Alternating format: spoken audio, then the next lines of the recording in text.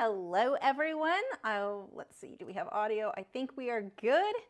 I'll wait to really get going until we double check that or someone confirms. Fix my chair as usual.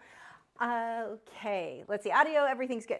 Tonight I am working with a watercolor base, and then I'm going to use colored pencil on top to draw this adorable little pig. The reference photo, if you'd like to draw along with me, can be found over the, it's on patreon.com/Lachri, but the actual direct link to that photo.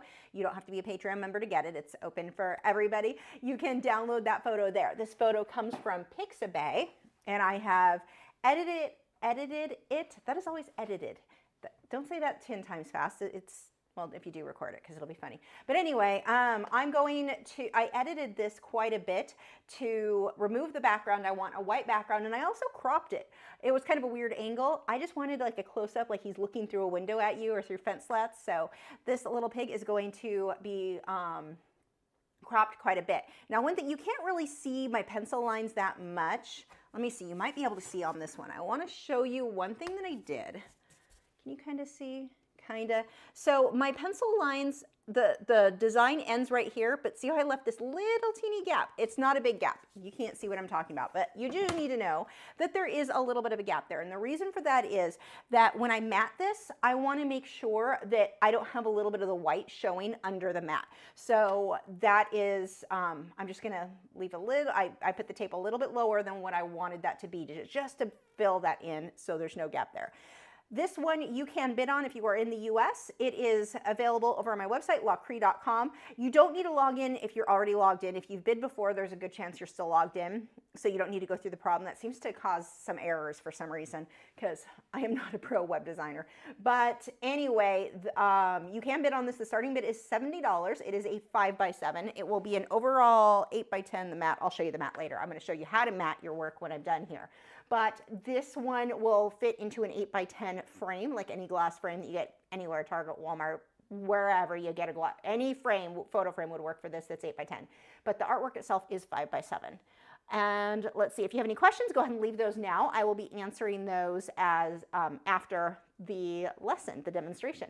So the first thing that I'm going to do is work in colored pencil. Now when you're doing, or I'm sorry, in watercolor. Whenever you're doing a mixed media, you can do mixed watercolor and colored pencil, but only if you do it in the right order. You can do watercolor first and then colored pencil on top, but then you can't go back on top with watercolor because the colored pencil are wax and oil-based clay, all kinds of other ingredients that don't play nicely with water-based products. So I want to make sure any watercolor I want done is done before I ever start with the colored pencil. Also, a little warning, Dragon is being abnormal. My bearded dragon back there, he is being abnormally active. You can't see him, but you may see some movement in the enclosure back there. He's being abnormally active. I have a feeling he's going to leave me a very stinky gift because he hasn't yet today, and I'm going to have to pause the stream. I mean, I'll still be here. You get to watch me clean up dragon poo is what's going to happen, but I'm not staying in this room with... It's bad. It just smells very bad when that happens. So anyway, you've been warned. There's a good chance we'll have to have a little cleanup break if that does occur, because heaven forbid he do that before the stream where it was convenient. Okay, let's get going. So I want to make sure as I paint this, because I want the colored pencil to stand out on top, I need the pig to be a little bit darker. The pinks, or I guess kind of a peach color, I want all of those, the blacks, to be a little darker than what I want that end result to be. The black, not as big of a deal because it's easy to darken with a colored pencil, but the way that I plan to draw the little pig hairs, that needs to be much darker so that the darks stand out in between. If you are a member over on Patreon, the links lesson that just went up this week, you guys know what I'm talking about because I talked a lot about this, getting that base layer dark enough, even though that wasn't over watercolor, but it's the same concept. We need that base layer dark enough so that when we put the white hairs on top, it stands out and it looks like there's shadow in between those white hairs. And that is what we're going to be doing here. So starting out, let's see what paintbrushes I want to use.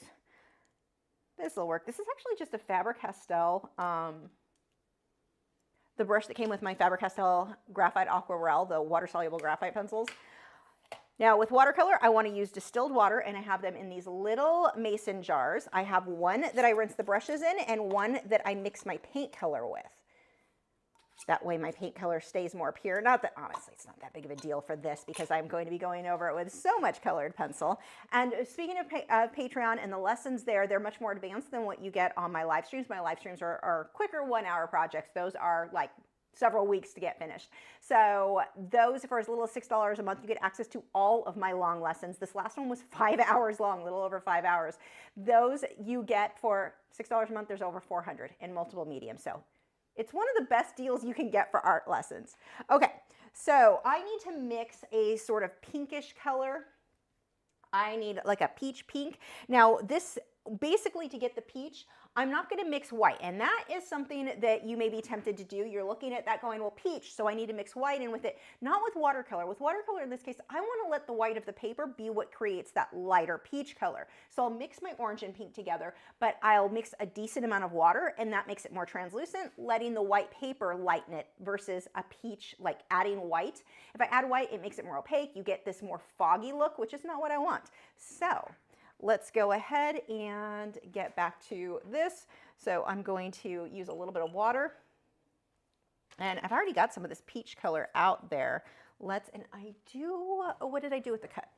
I always keep a scratch piece of paper so I can test my color just in case. And so I'll just put that over on my easel so I can test as needed.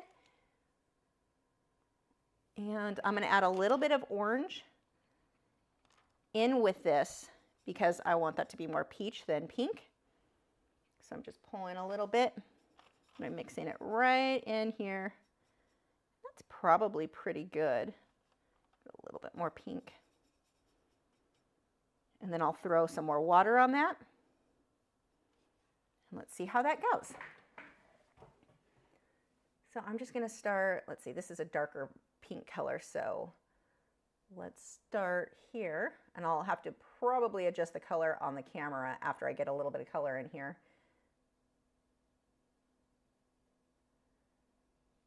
Again, I'm going to pull the ink down or not ink, I'm using Inktense, the paint down a little bit lower, just so that matte, the actual end of the design is right here, where I don't know if you can see that little dot, like right there. This is the area that I'm pulling it further into. This is actually a pretty good color. So I can just go ahead and put this in. So why do watercolor and not just colored pencil? This is just going to save me some time. I need more white or water in there. That's a bit too dark. As much as I say it needs to be dark, that's a bit too much. Hold on one second. The auction has started. And okay, good, I think. Someone was having troubles on Patreon. I think we got the problem solved. That's why I was taking a break to be rude and check my email. It was actually work related. I'm going to take a second brush with some water, just so I can blend that a little bit so it's not that harsh. And this just has my water on it. It is distilled water. You don't want to use tap water because there is all kinds of unfriendly crap in there that may cause your paints to discolor or yellow over time. So in order to keep it archival, we want to use distilled water. And a little bit goes a long way. So I know you may be thinking distilled water, that's too expensive. I just want to use tap water. That 1 gallon of distilled water that's like $1, well, I don't know with inflation, but it used to be like $1, that really lasts a long time. I'm just picking out some of the darker areas, and I'll just keep building up.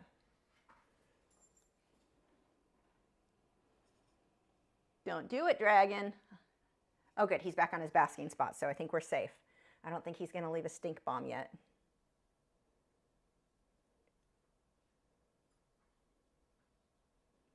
And I'm just taking this brush, and we'll soften that out. Now with watercolor, it's always better if you can work flat. I have to deal with working upright because of the issues with my back. It's not the end of the world. It just, I have to kind of adapt how I work because the ink will run a bit. Okay, I need to fix the color because that is not at all what it looks like in person. Hold on one second. Let's see.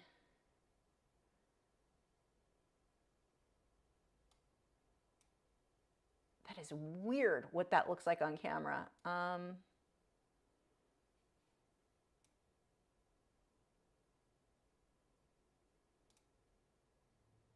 guess we'll go with auto. Is that going to be a problem when I put my hand up? A little bit. We should be okay. That's much closer anyway. Okay, let's see how auto works for us. Should I try auto with white balance too? Yeah, I may regret that choice, but we're going to go with it. Okay.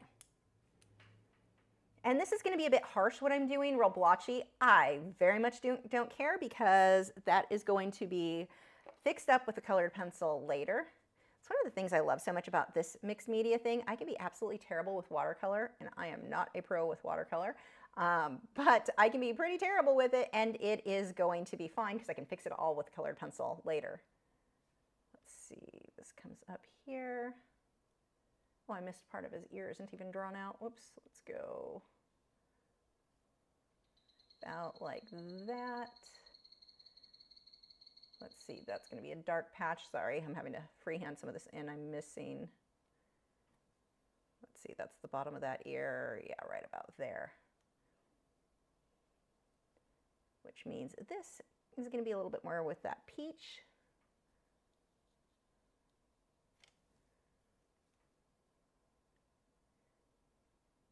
And let's see. I'm just double checking what goes where. So his eye comes here, and we'll have some black fur here. We've got to poof his little body out. There we go. We don't want it to look like nobody fed you, Betty.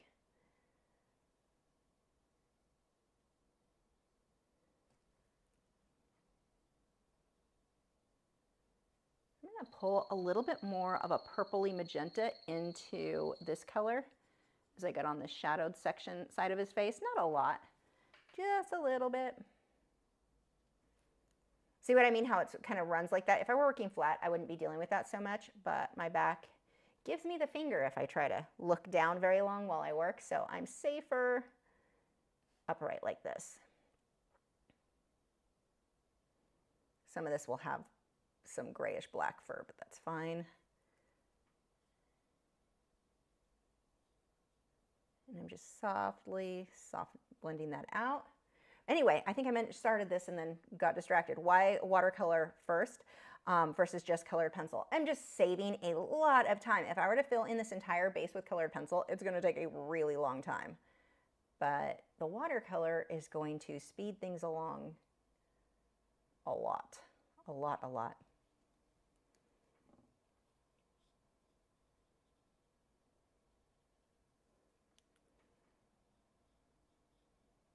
And I may have to darken some of this up. We'll take a look after I get it built up a little bit more.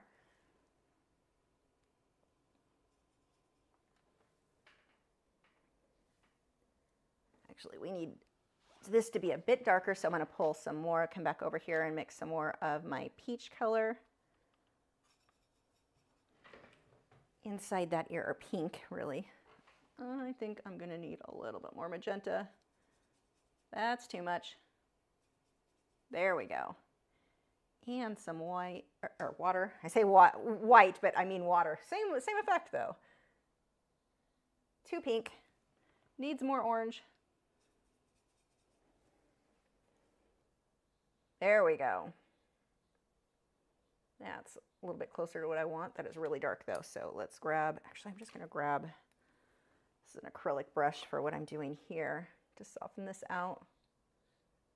This is not a nice watercolor brush. It's splitting like crazy. I would not recommend that for watercolor, but it's a larger area, so I needed a bigger brush than I have out. There we go. Okay.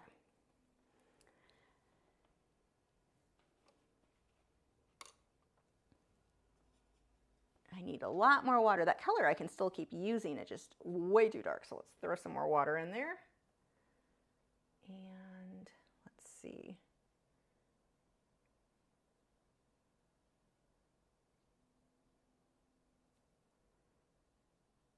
That's actually going to get covered mostly with white. And I'm going to switch to a larger brush, one larger than what I have out for around the pig's head. Hold on one second. Let's see what I've got over here. I'd like a filbert.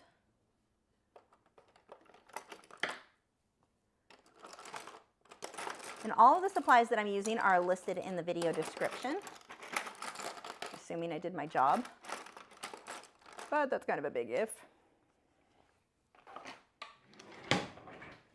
Okay, I think I need a bigger carpet so under my chair, my wheels keep getting stuck on this one. It's too little. Okay, so I'm just going to switch over to a larger brush, same paint. And let's get this filled in. Now with watercolor, as much as I talked about I need this to be dark enough, it's also going to be easier. I'm going to take a separate brush that I can just kind of scrub that up a bit. It's also easier if you start a little too light and build up to your darks. If you start too dark, it's hard to lighten that up. In this case, not as big of a deal because we're going to use water or colored pencil over it, but like this I will definitely go back over. I'm going to dry it and then go back over it with a little bit of a darker color.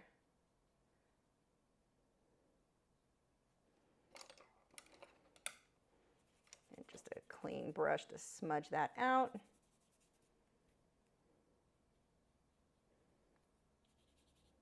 Okay, I'm going to dry that now.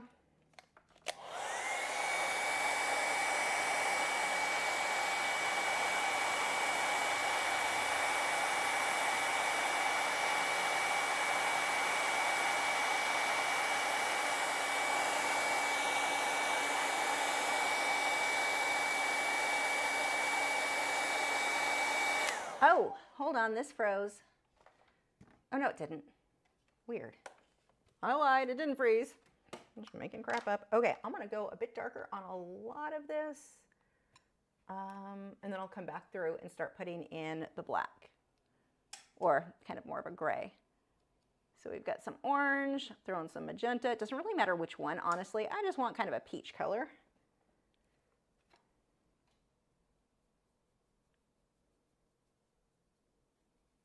And see how I'm moving that brush in the direction of the fur, so any of those brush strokes that show, it just is going to look like fur later on, so it doesn't matter if the colored pencil doesn't hide it all the way.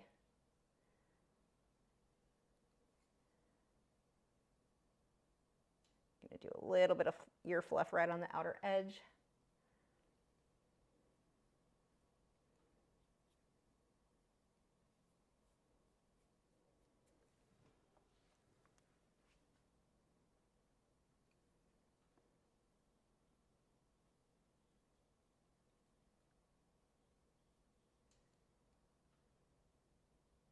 Okay, let's start pulling in some of the black, which really, I'm not gonna go straight black. I'm gonna do, yeah, I can do black, but I'm gonna thin it out a lot. I don't wanna go super dark to start with. Oops, hold on, my little thing fell out.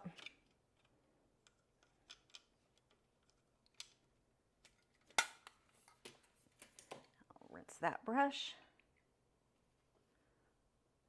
Let's go with some brown and black mixed together. I've already got some on the palette, so I can actually just lift some of that. There we go.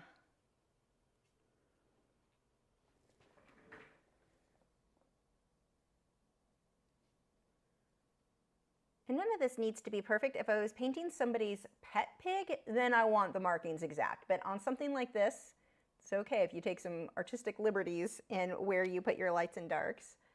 If you change the markings a little.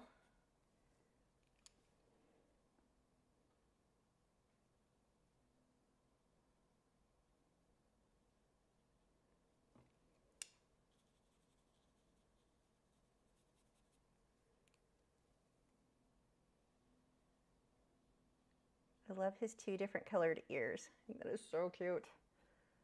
I'll do the shading in a bit there. This is my brown and my black mixed together. This brush that I was doing with the acrylic brush, the ends were frayed, but that's actually great because it's going to give me the look of fur. So we're just going to use that for some of these little frayed areas. It's working kind of like a rake brush.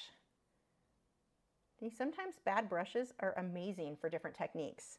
My good brushes aren't going to split. They're not going to give me this look.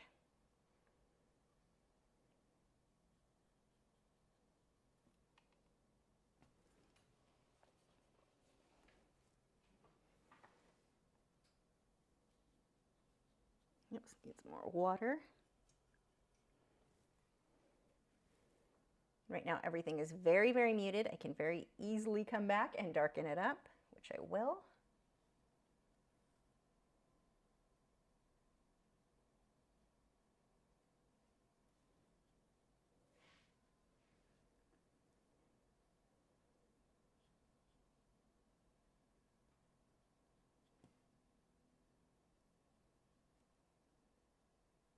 See, I'm just slowly building up those lights and darks.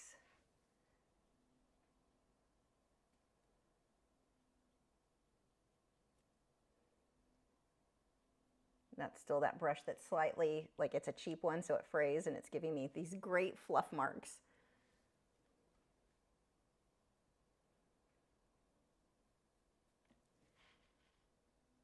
Okay. I'm going to dry that, and we'll start darkening stuff up now. I'm working on the detail around his eyes and nose.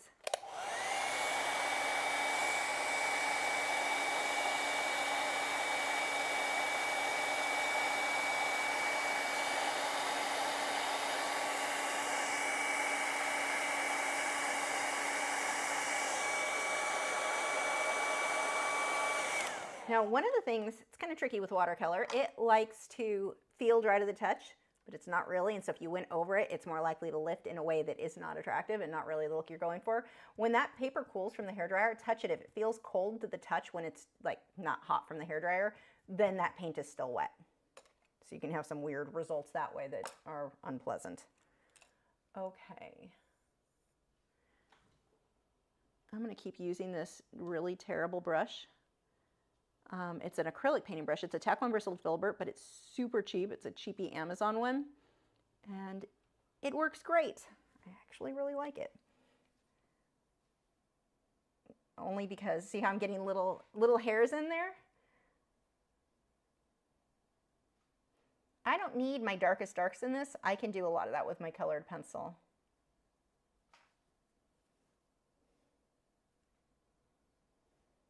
But I still want them a lot of this darker than what it currently is, that's for sure.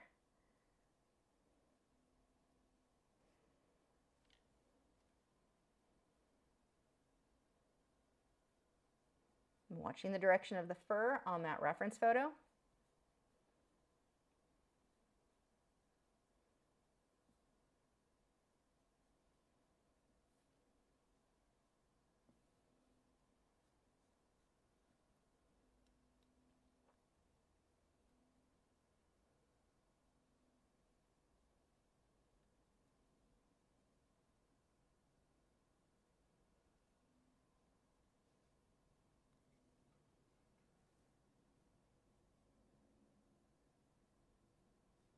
I'll darken some of that with the peach in just a moment.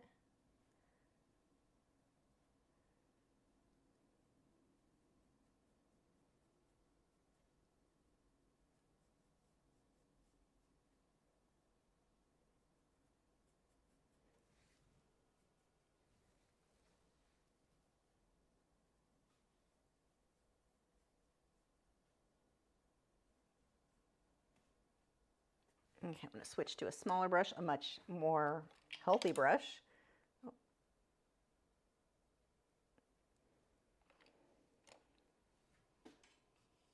And we'll go back to the peach colors. We'll get some magenta. And I'm going to pull some purple to darken that.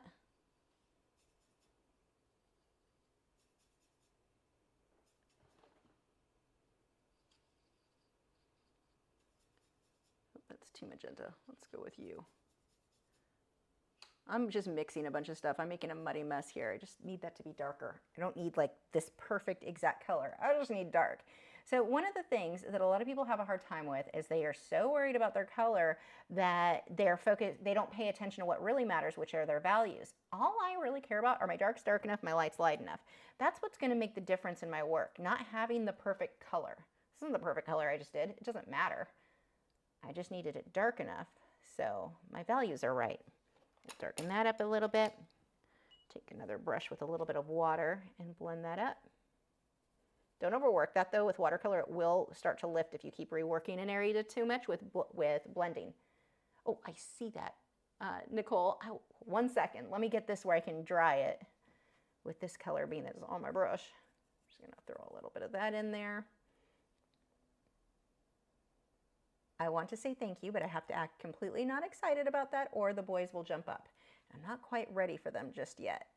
They are just totally going to love you for that though. If you're unaware, if you're new here, I can't say it too loud because the boys know what it means. Are they watching? Gibson is. super chats. I can't say it loud because the boys will jump up. Equal a treat for the boys. Hence the hound cam you've got back there. I just want to get a little bit more in before I announce to them to jump over here. Just while I've got this color already on my brush, I don't want to remix it because it's working really well for me for what I want. See, I'm just pulling these deeper colors into a few of these spots, so it's not one solid color anywhere. I'm going to need more water for that one. Smudge that. Don't overblend or we'll start to lift, which is not what I want.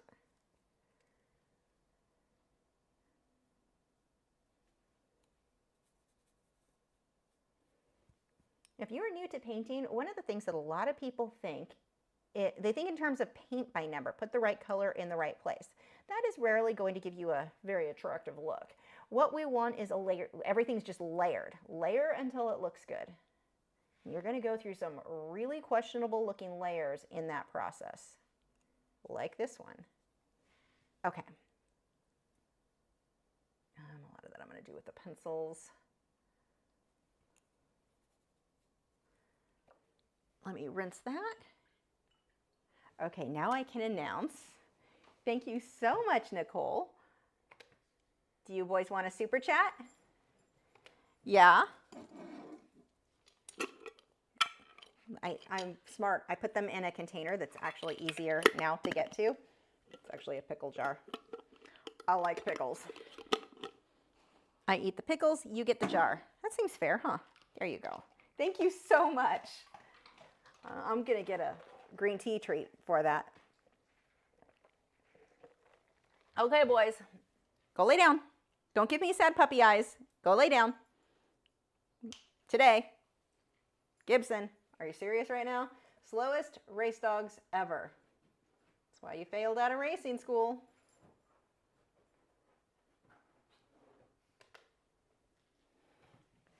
Mona Lisa says, can I please put in a request for the ladybug photo in this month's reference photo for the $6 tier, the one you put in the $11 tier?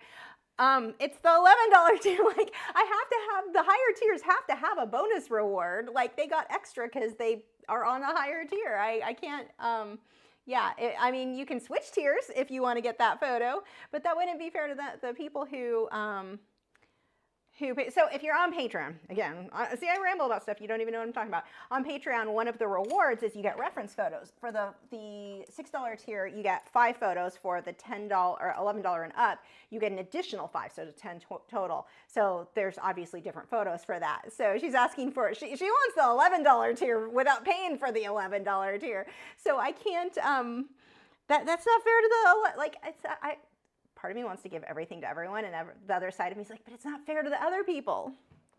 That's funny. Okay, let's go ahead. But yeah, I had ladybugs. I got some photos of them myself. I have never really gotten good ladybug photos, so I was kind of excited about that. I also got a light box. I want to take some ladybugs if I can catch one, and I got a butterfly net so I can catch a few butterflies that we've had some really pretty ones in my backyard, and then put them in a photo box, take some photos, and then they get to be set free, but they need to be models for me for a few minutes. Okay, so now I'm going to start in with the eyes, and it's black, but I'm thinning it out with a decent amount of water so that it's not too dark. I'll put my darkest ones over that. A little bit more water.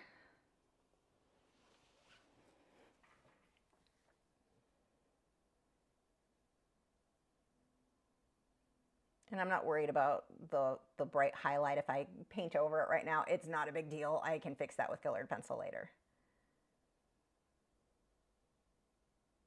But see how I'm not going super dark? I will use the darker color to go back through and do shading. If I go too dark right now, I can't get dark, like I can't get the variation that I really want here.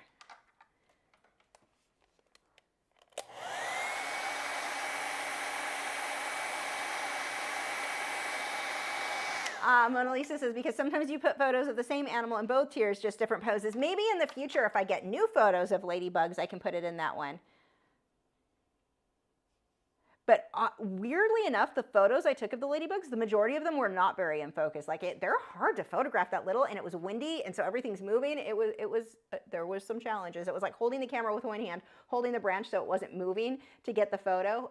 Yeah, that was a challenge, but we'll see if they're still there. Right now, I was lucky because I had a major thrip problem on my, like a pest on my crepe myrtles, and the ladybugs had all their babies. I had multiple stages of ladybug larvae, which was really cool to see. I'd never seen them before. I had to look up to see what it was. I'm like, what are these weird creatures all over the tree? They were covered. There were just hundreds everywhere, all over the tree. But they ate most of the pests, which is really cool because it means I didn't have to treat it with any kind of weird chemical, because they were killing the leaves off the crepe myrtle. But the ladybugs just showed up. I didn't even have to buy them. They just showed up in the yard, and nature did its thing, and I did not have to get involved, which was even better. And I got to see all the ladybugs. So I don't know if I'll see them as many again as what I recently did, because I think they ate most of the thrips, which was very cool and much needed. I'd never had that happen before, where those pests took over crepe myrtles like that. So we're gonna go ahead and I'm gonna make the eyes slightly bigger just for the cute factor. If you ever, quick tip, if you're trying to make an animal or any subject, it could be a child, if you're trying to make them look cuter, make the eyes slightly bigger than what, like bigger eyes. The bigger the eyes, the cuter. So this is why jumping spiders are so cute, because they have big, huge eyes. But if you make the eyes just a little bit bigger, you increase the cute factor. I don't want them to go too big, because I'm not trying to make them look like a cartoon, but I can still just up that cute factor just a bit.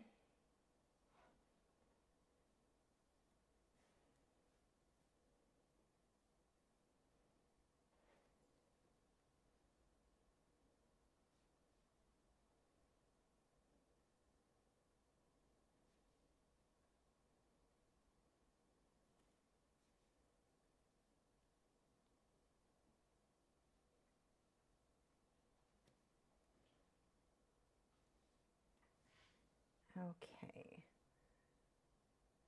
I'm going to match that one. I'm going to pull that out a bit further than what the reference photo has. Just again, up in that cute factor. It looks weird right now because the white highlight isn't the same on both. That will be, actually we'll just darken it right now so that it doesn't look so odd. I'll do that with a pencil. And if the pencil doesn't stand up enough, I've got Touch Up Texture titanium white mixture that I can paint over it. Yeah, I think the majority of the rest of this I'm going to do with my pencils. A little bit more in here.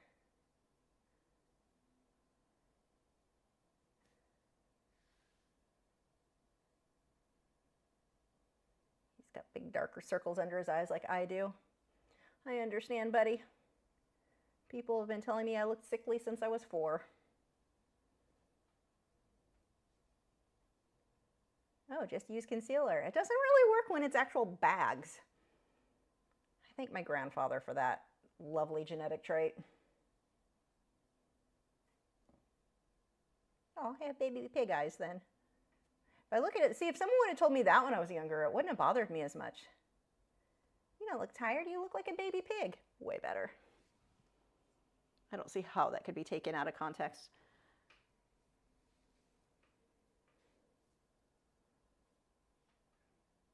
And I'm just using this. This is a very small, this is a Mimic, a Creative Mark Mimic #2 round. It's super tiny details.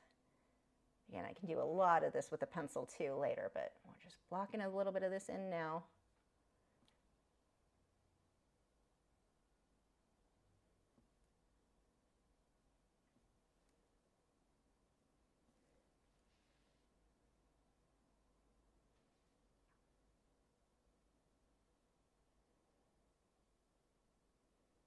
And next week's live stream is another farm animal. I've got I think it was a hen. It was a chicken. I think it was a hen this time, not a rooster. I could be wrong. I'll have to look at the reference photo. I already saved it and have it ready to go.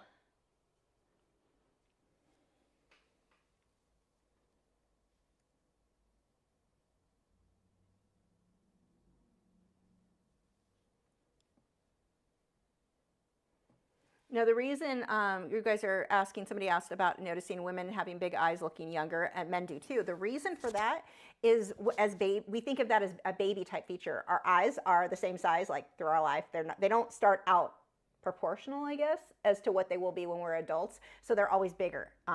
As babies, we always associate large eyes with youth, with being a baby is why. So there's an actual reason for that.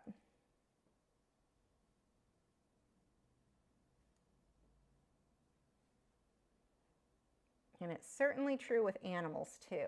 Like we just associate big eyes with baby.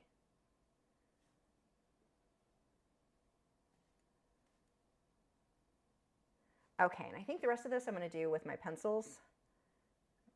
Let's get a little line in here.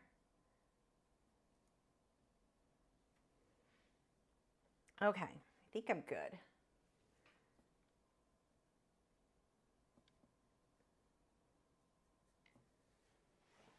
Maybe a little bit darker here on the nose. Laylee said, I have some good cow face pictures. Yes, please. I was actually looking, that was the main photo I was trying to find, and this is how I ended up with 4 other, well, no, one, the guinea pig isn't really a farm animal, but I was looking for close-ups like this, but of cows where like the snoot is really close to the camera, but I didn't find any I liked that would work well for a live stream that I could do quickly. So that's, yeah, I would be thrilled to have some more reference photos. But just keep in mind, if you send me reference photos, you're basically giving permission to everyone else to use them too that follows along. So I have to be able to share that photo with others too. So if you're okay with that, yes, please do share.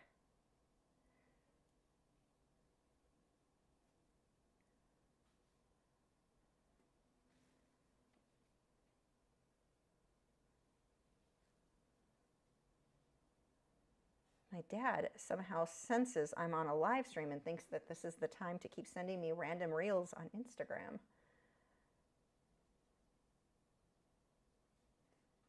He's like, pay attention to me.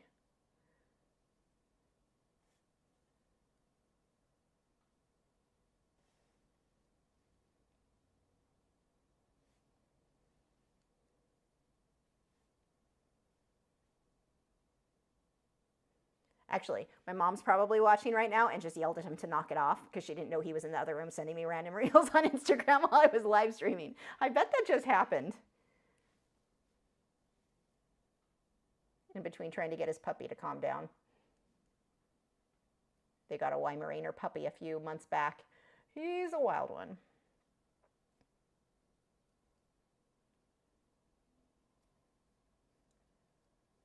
Okay, so just a few more of these darker areas.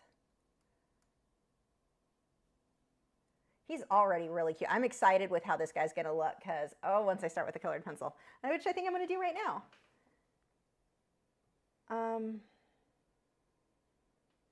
Rose, if you're watching right now, I will take care of you after the live stream. I can't like respond right now and help your situation, but I don't know if you're actually watching the live stream, so yeah, I'll have to deal with that later or tomorrow. Okay, so I'm gonna put my watercolors away. These are done. That is my base color coat. And I want you to like really notice how ugly it is at this stage. When we hit these stages in our art, it's normal for beginners to see this and think it's terrible, I should start over. No, this is what it's supposed to look terrible at this stage. If it looked good, well, you wouldn't need to go over it with the colored pencils. But don't be discouraged when you have these very not so attractive stages. That's a normal part of art. It doesn't mean you've done anything wrong. That's just what that stage is supposed to look like.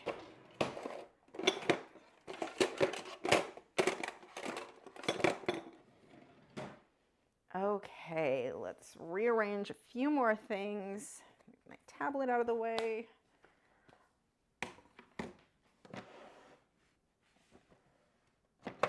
And then I'm going to, since the colored pencils, you don't need that camera, I do have a plan. Nope, not that one. Give me 1 second. That is the palette. Let me deactivate that camera, so hopefully that means we're less likely to have issues, and then here's my reference photo. So now we've got a spot for the reference photo.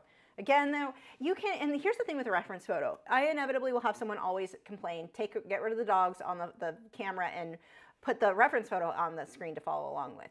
If you are seriously trying to follow along and you're using the reference photo this little on a screen, you aren't taking this serious. Like, this isn't, that might work if you're doing like a paint and sip style craft painting, but when you're doing something where you're getting a little bit more realism, you need to print that, or not print the photo, but you need to have the photo on another screen. You can have it, well, if your screen is big enough, fine, but you need to be able to enlarge it and zoom in and really see that detail. So download the photo and then you can put it anywhere on the screen you want. I'm putting it here just so you guys can kind of see what I'm looking at, but if you're actually following along and you're serious about it, you need to download the photo. Don't just work from any, like whatever tutorial you're following, the reference photo on screen is never going to be enough.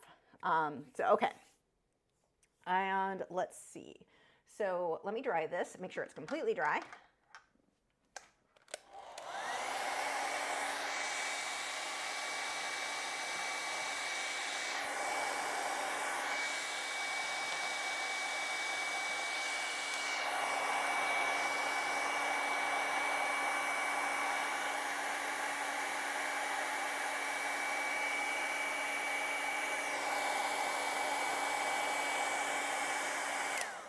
And I'm going to start on the eyes and work my way out.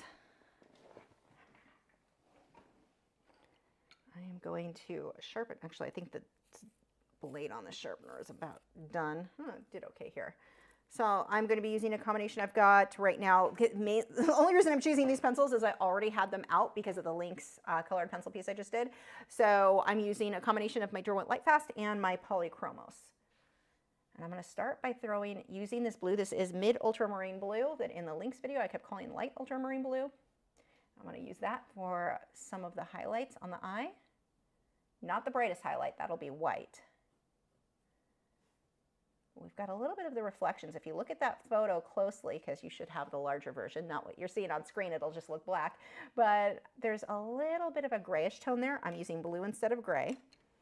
And then where I want my brightest highlight, just like in that Lynx lesson, I am using my Derwent Lightfast. This one is Oyster. If you have white, use white, but I don't know where mine is, and Oyster looks the same. Let's get this highlight in there. I don't need it the same as the reference photo. There we go. Let's pull. Now I'm going to use my Polychromos black. I'm going to use the Polychromos because that is going to sharpen to the finest point, and I find it's easier to get my darkest black with that pencil than with most of the others. If I'm doing a base layer, I may use like one of the wax-based pencils or the higher wax content pencil, like the Derwent Lightfast, in order to get my base layer. But when I really, like I'm pushing a little bit harder and I'm getting those crisp lines, then Polychromos are definitely going to be my go-to.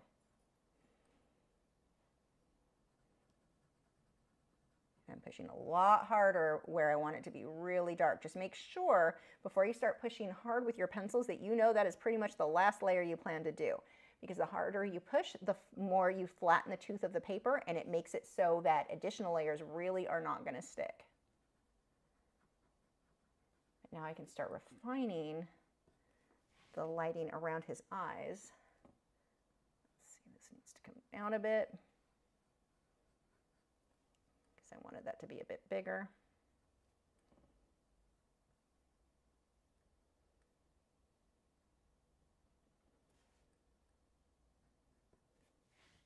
And then I've got white that comes right on the outside. See how well that shows up over the colored pencil. Now, Inktense, you can do an Inktense base, but colored pencil does not stick real well to Inktense. I'm not sure why that is, but it doesn't.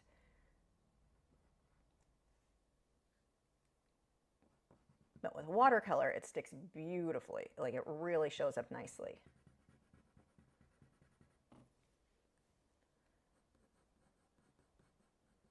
So I'm using black here. Technically, that would be like a burnt sand or a burnt umber probably would be more accurate to do with the darks.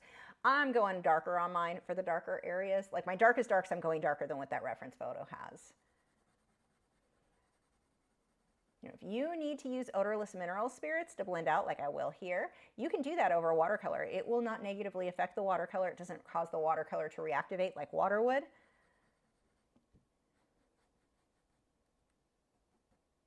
I'm just going to focus on this one ear for right now.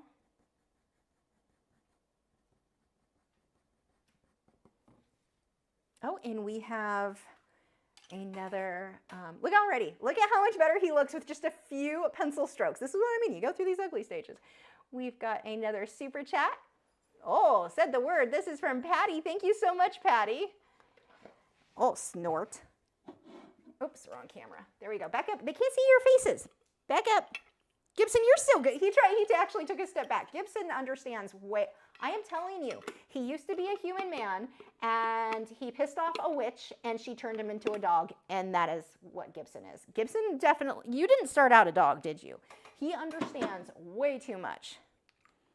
Then we have the bad cow. Him's not so smart. Huh. Say, I make up for it with really, really big sweetness though. Okay. That's it. Go lay down. Lay down. Lay down. Okay, thank you so much, Patty. All right, back to the pig.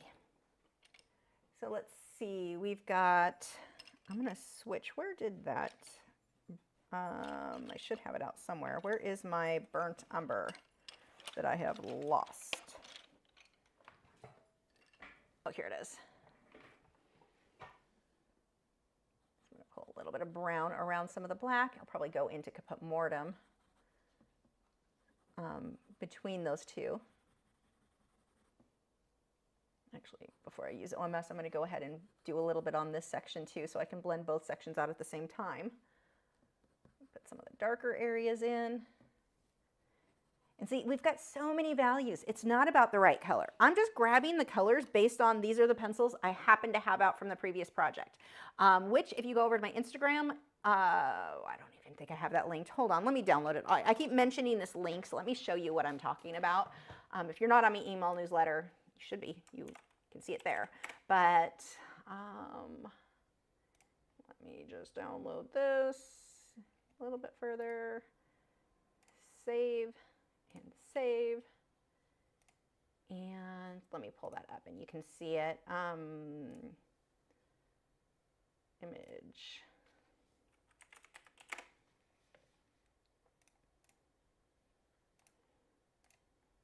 This is what I just finished.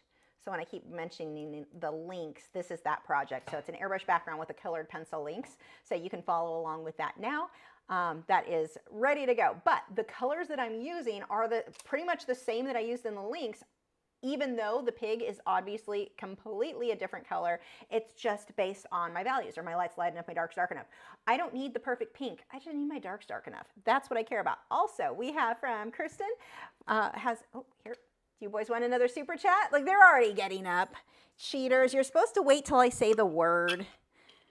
And Wade's already standing back. He's like, whoops, wrong camera. You always tell me to see, look, you could see my eyes. Back up. You too, Gibson. Back up.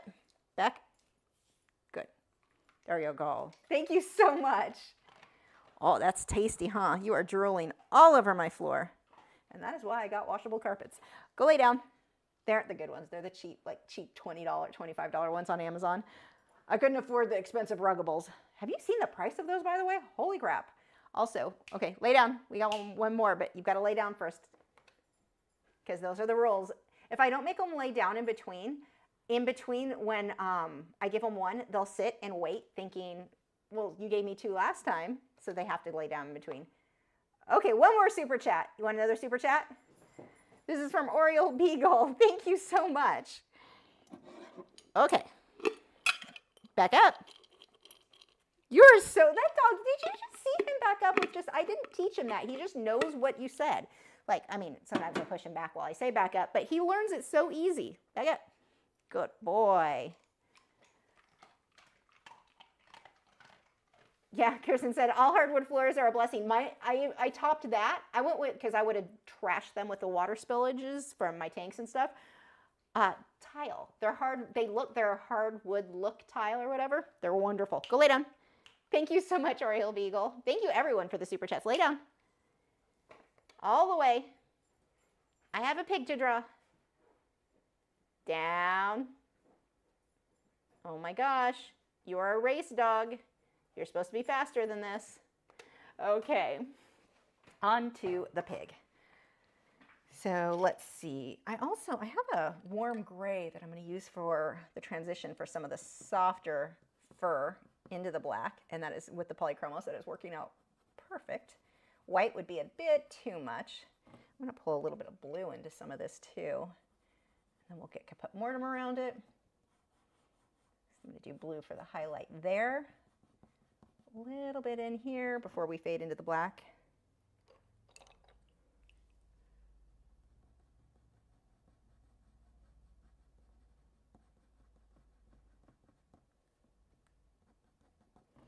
And then where did the Caput Mortem go? Here we go.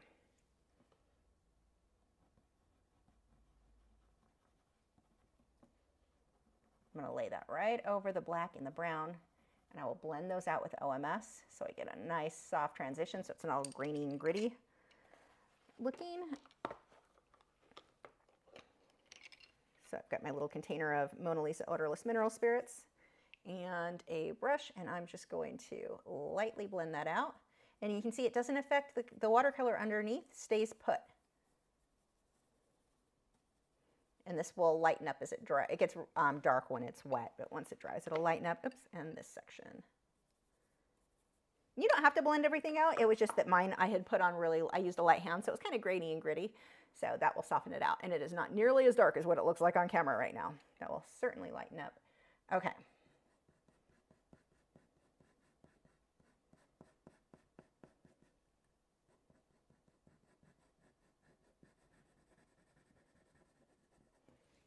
I'm going to fade that into my raw umber. Wait, hold on. I'm going to need to move some of these colors. I have so many colors I am not using that are just in my way and making it harder to find what I do want. That's a start. Let's just move you guys over there. But there it is.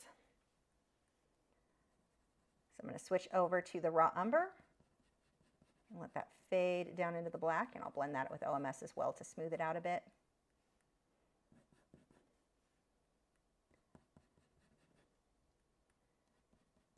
I'm using the brown here.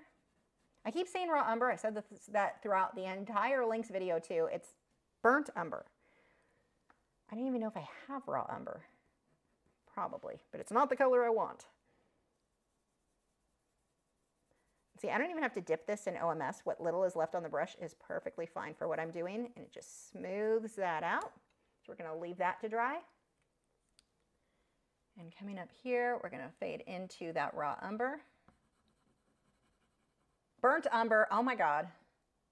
What is my obsession with raw umber? And let's get some Caput Mortem in here. There's some little orangey kind of peach colors. I'm going to use Sanguine just because I already have that out. As we established, it's about the values, not the color, but it's kind of close. It's that orangey color, so that will work.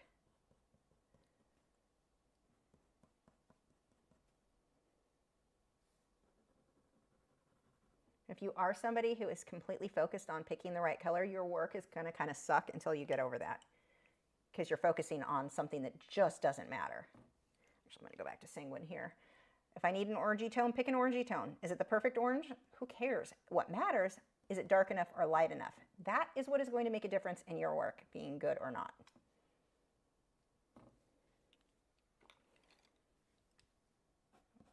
I'm going to use the warm gray for some of the highlights here on that ear. If I use white, it'll be too white. Not that I won't use any white, but I don't want to jump straight to that. I'm going to use this for little hairs sticking out too, just to give the hint of it.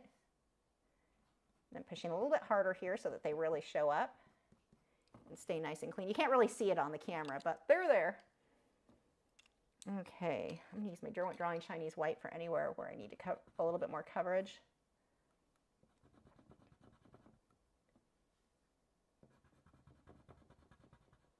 Actually, I'm going to go back to my oyster because I can push harder. It's the Derwent Light Fast, and there it is. I can push harder, a lot harder without breaking the lead. So now I'm starting to focus on getting one. I'm getting the hairs, the little hairs in there. They're really light. They're fairly subtle. This is why we needed that background to be as light as it was, or dark as it was, so that these white little hairs would show up.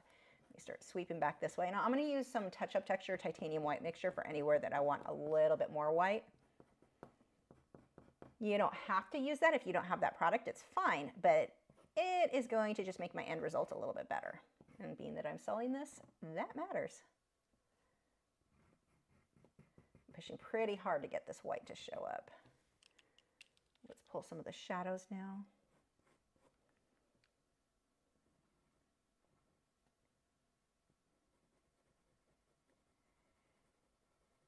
He's got a black spot on his nose here. I want to make sure I go all the way down to that tape.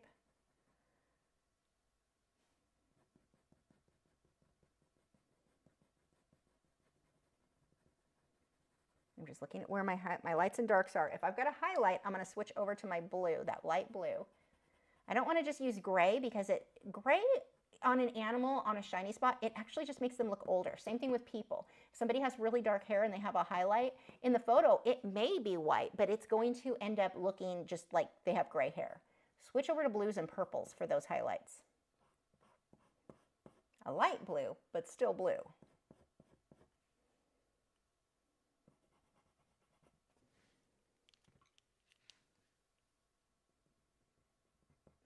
Hairs sticking out there, just getting the hint of some of that little bit of fur. He's got a really wrinkly snoot. That is adorable. And I'm not pushing very hard, just getting a little bit of a shadow right along that crease.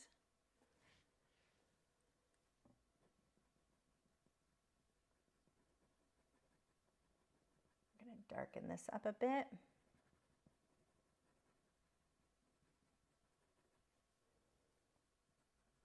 I'm going to switch over to Caput Mortem for some of these shadows because that black is going to start being a bit too black. So I want dark, just not that dark.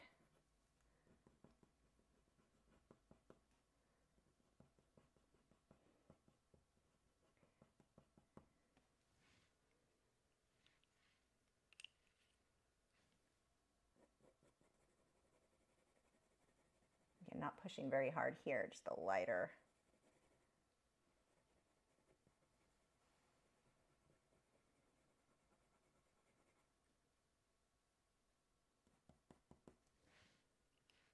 Okay, and then the Caput Mortem again for this darker bit with the fur here.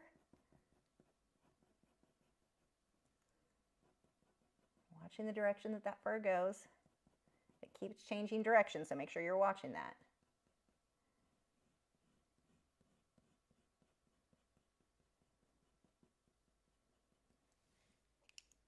I'm going to switch over to a little bit of the sanguine right in here, just to blend out where it's a little bit too white.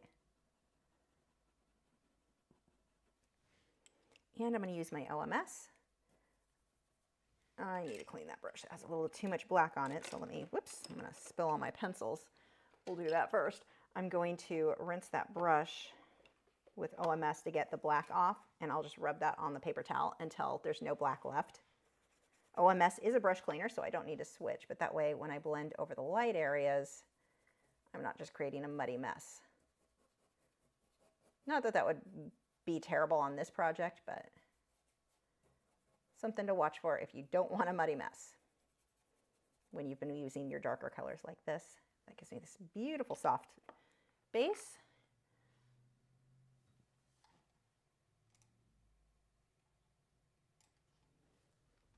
Okay, and then back to the white.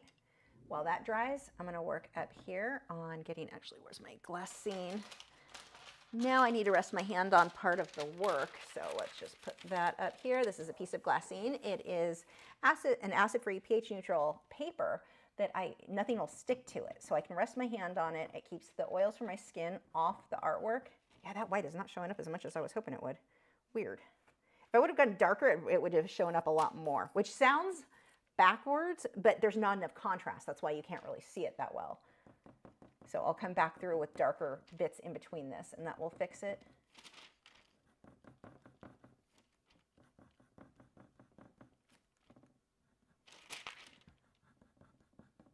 the areas where it's darker, it shows up because of the contrast.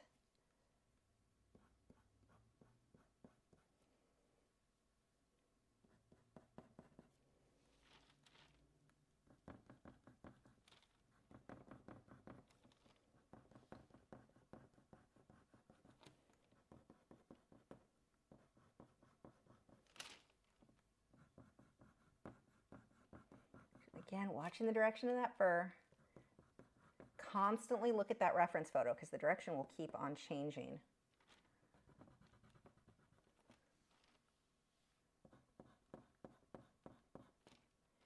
And the fur moves in sort of rows, and it'll clump and cluster together. It's not just random confetti lines everywhere. If you do random confetti lines, it is going to look like crap.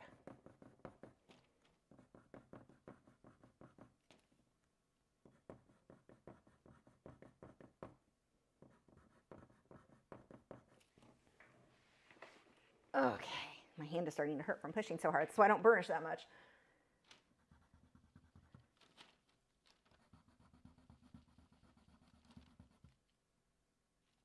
And then I'm going to switch over, move my glassine a little bit. Let's focus on this ear for a minute. I'm going to use my warm gray. This is warm gray number 1. I'm going to push pretty hard and create the little hairs on his ears. The top of this ear gets chopped by the mat.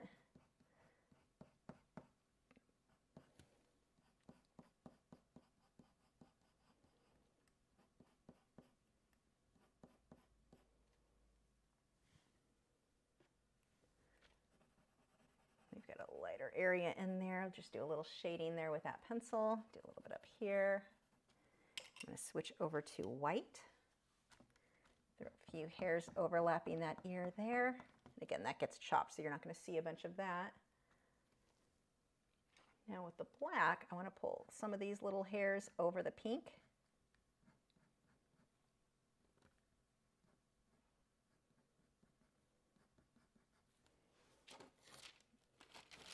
Move my glassine back over.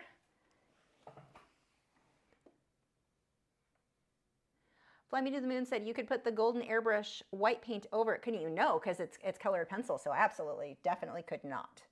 I mean, you could do whatever you want. It's just not, I wouldn't recommend it. It's not going to be archival if you do, because I've used the colored pencil. You could do that technically over watercolor. I don't know why you would, but you could, but not over the colored pencil.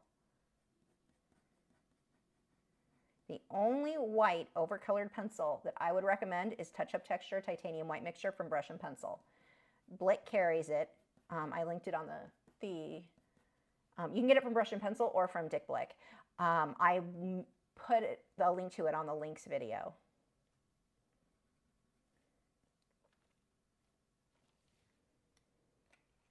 Back to Caput Mortem.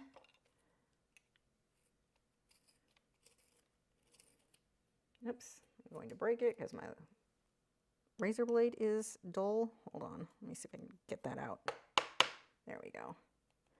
And because I'm a genius, I'm going to keep sharpening with the same sharpener that keeps breaking my pencils.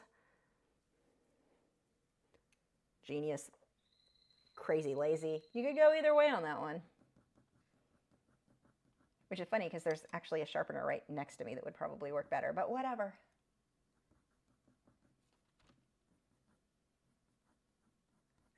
Little hints of hair there. I'm going to use the same, the Caput Mortem, to pull a few little hairs on that baby pig ear. And dart frogs are talking away.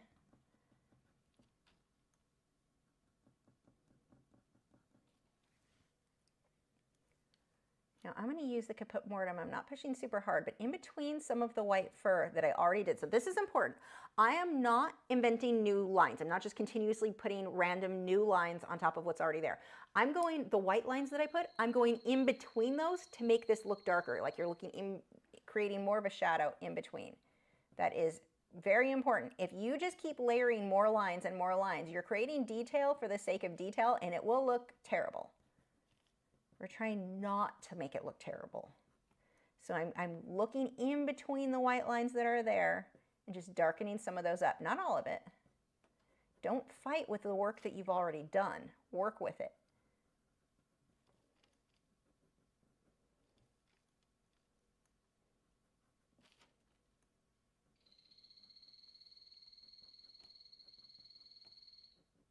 It's almost like little V shapes in between some of these little white, and it makes the white stand out that much more.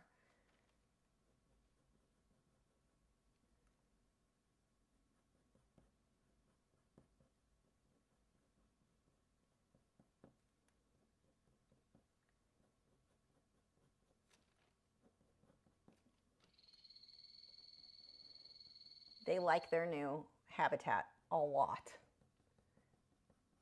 If you look over on my Instagram, I don't know where else I posted it, but I have a video if you want to see what they look like when they're chirping. Keep in mind when you look at that video, they're the Santa Isabel dart frogs. They're like an inch or smaller, like they're tiny, tiny little frogs, about an inch. Little guys. And they make a lot of noise. They're adorable. Unless you put them in your bedroom like I tried to do. I lasted 3 weeks. I was going for 6 weeks while their new habitat was built. I lasted 6 weeks before I booted them because of that.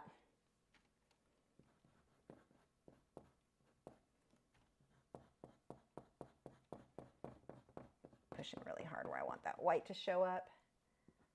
Just a few other little hairs here and there. I don't want to do too much white over here. Just kind of getting the hint. Oh my gosh, he's so cute. I don't hate if I have to keep him. Has anyone bid on him yet? He's definitely going to be a good one. Or my email could just decide to not do anything. We'll go with that too. Thanks, Gmail.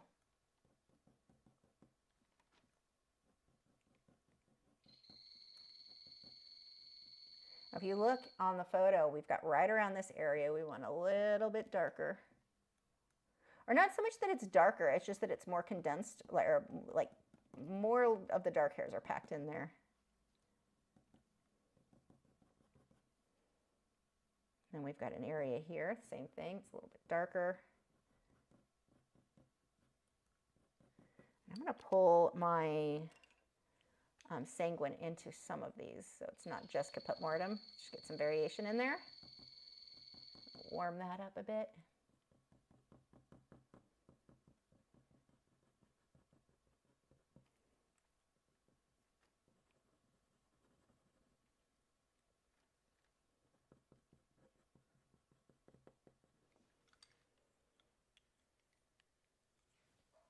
Same thing, I'm going to pull the sanguine over here.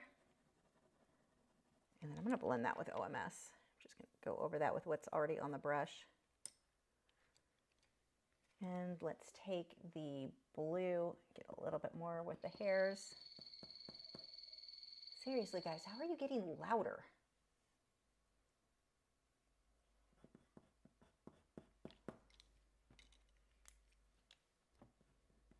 Pull some darks in between there now with the black. Break that up a bit.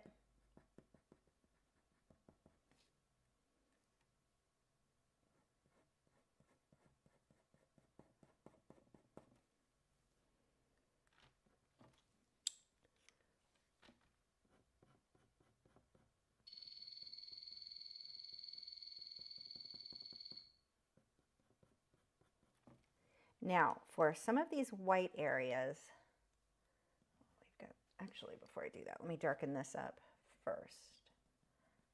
Just a little bit. Okay, I'm going to use my touch-up texture titanium white mixture just so it stands out that much more. Now, you can leave it here. If you don't have that product, don't worry about it. You can leave him how he is, and he is adorable. It is fine. Actually, wait, I lied. I've got a whole shadow I'm missing. You need to be more defined. So I'm using sanguine and pulling that out a bit more.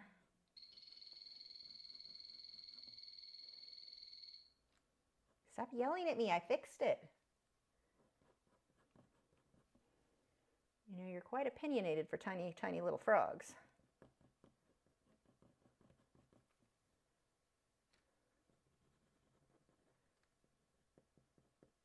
Okay.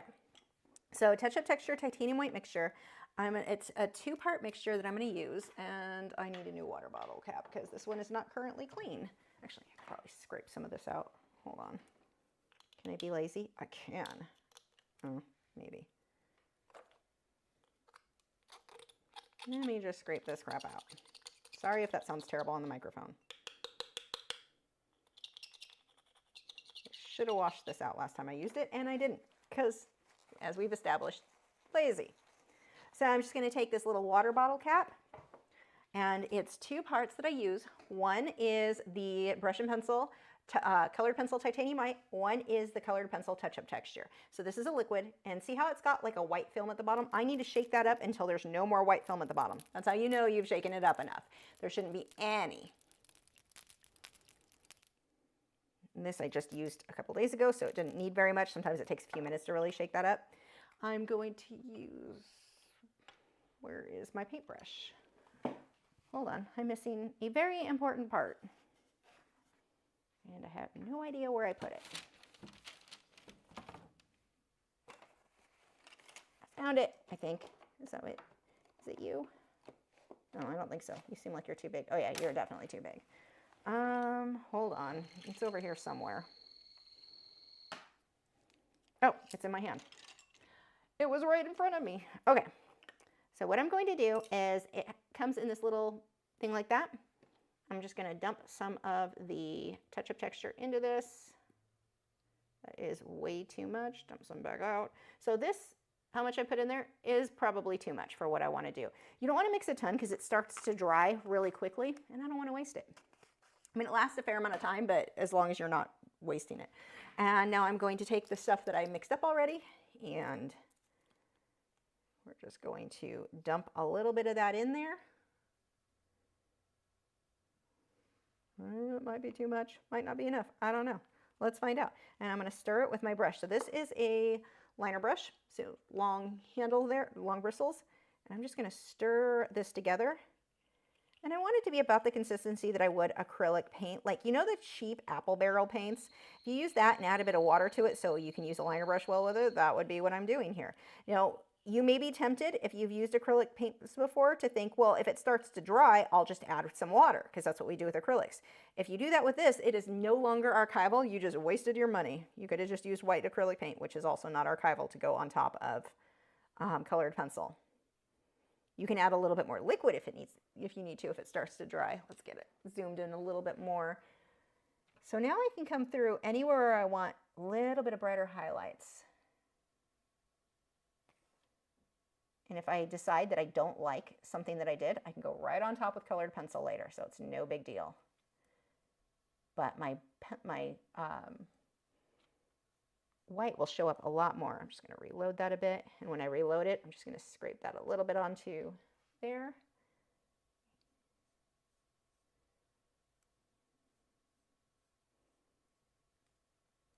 This is just going to show up a little bit better than colored pencil alone would have. Now, the colored pencil would have shown up better if I went a little bit darker on my base layer. So you can really see the example of what I was talking about. If you don't go dark enough, your white's not going to show up. It's just an issue of the contrast between the light and the dark.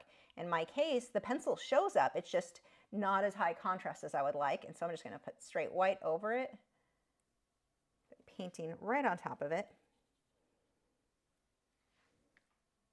I absolutely love this product because it made a lot of challenges that you might have, whether it be doing whiskers on an animal, tiny fur, tiny bits of hair, stuff that was really frustrating sometimes with colored pencil. This makes it super easy.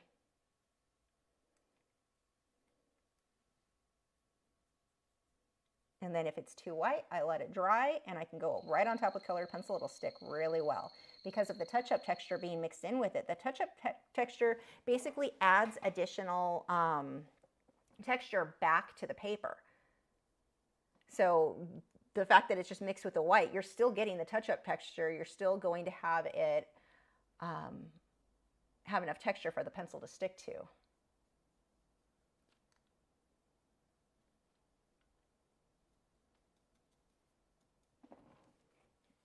Remember, with these brushes, the harder you push, the thicker your line is going to be. Now, if you have been doing colored pencil for a while and you've never really painted, you're not used to using a liner brush, practice with some watercolor or practice with some acrylic paint, like those cheap apple barrel or whatever they're called, paints, which are not what I use for real acrylic painting. It's just a good, cheap way to practice liner brush. And practice mixing water with it to get to a consistency that allows you to get fine details. Now, you cannot do that over your colored pencil work because it is not archival. That is going to chip off or rub off. It doesn't stick because the pencils have wax and oil mixed in with them. So when you start throwing water on, we all know wax and oil don't mix. So that wouldn't work. But you can use it to practice with on another piece of paper. And then when you get to your artwork, that's when you're going to use your touch-up texture titanium white mixture when you're back to your colored pencil work.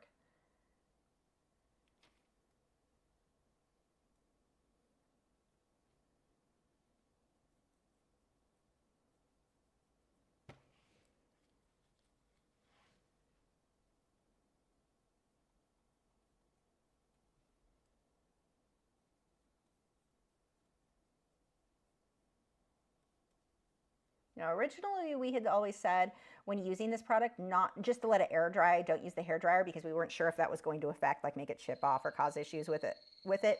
I've been using the hair dryer with it now for quite some time and it's never caused any issues. So I'm fairly comfortable saying you're okay to use the hair dryer to dry this faster.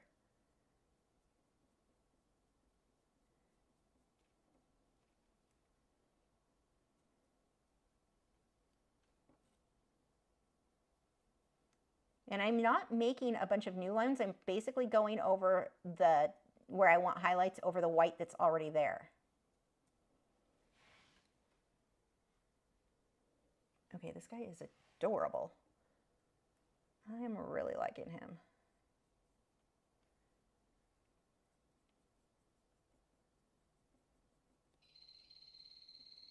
The frogs like him too.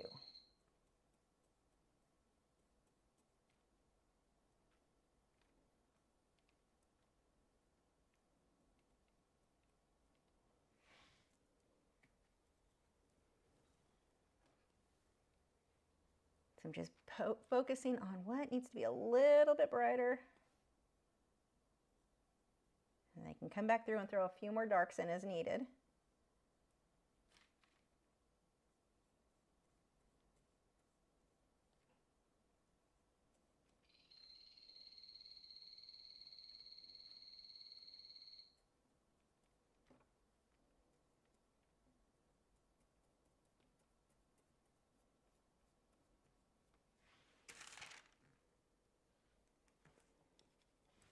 Break this up. I had a weird mark from my watercolor, so that's now fixed.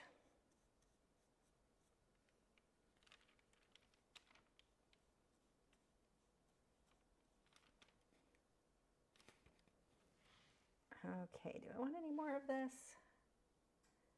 I'm going to pull some darks to define in here a little bit more. We're almost done with this guy. Again, if you want to bid on him, the link is in the video description if you're in the US. We're going to make some of the darks a little bit darker now. So let me go rinse this brush really quick. And it does rinse with just water.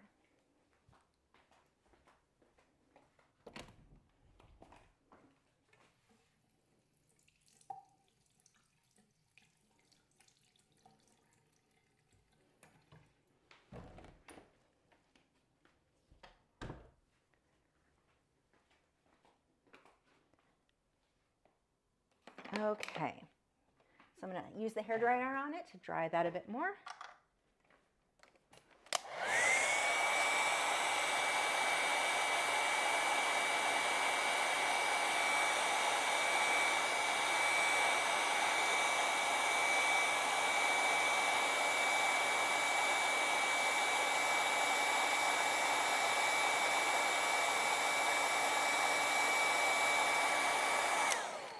So there are a couple questions about the brush and pencil touch-up texture titanium white. Somebody asked if it was expensive.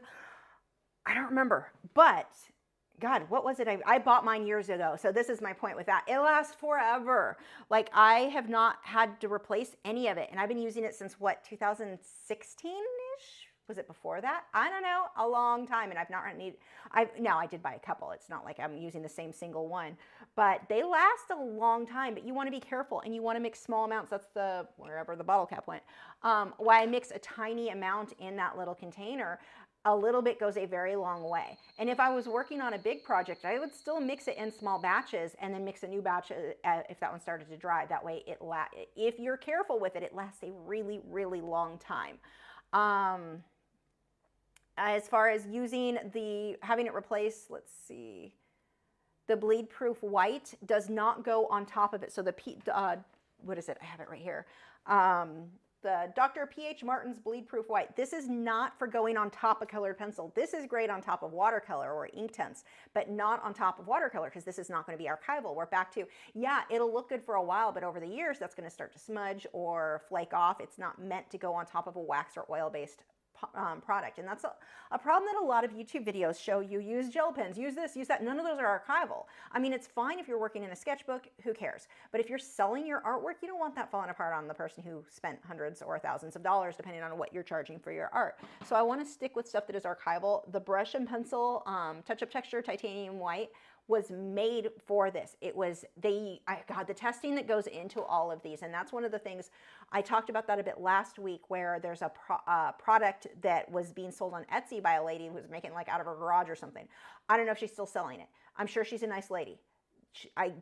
There's no way she did the necessary testing. It is horribly expensive to do the lab work, to do everything to make sure that that's going to be archival. And while I love small businesses, I want people to do well, I'm not risking their lack of dedication to that sort of testing in my own work. I'm not going to be that guinea pig. I love guinea pigs, but I don't want to be one when it comes to my artwork and the supplies that I use. This, I know, went through insane testing to make sure that it was going to be archival, and that really matters for me because I do sell my artwork. So just something to keep in mind. Okay, now I want to come back through and do a little bit more shading on this side of the face. Really, that's all I want to do. So I'm going to use my Caput Mortuum again. I'm going to start pulling a little bit more with the darks, make that stand out a lot more. Now I can go back over this with odorless mineral spirits again if I decide I want to shade this, because I'm kind of just tinting the color, so I probably will. It won't affect the touch-up texture, titanium white. It won't affect the colored pencil or the watercolor.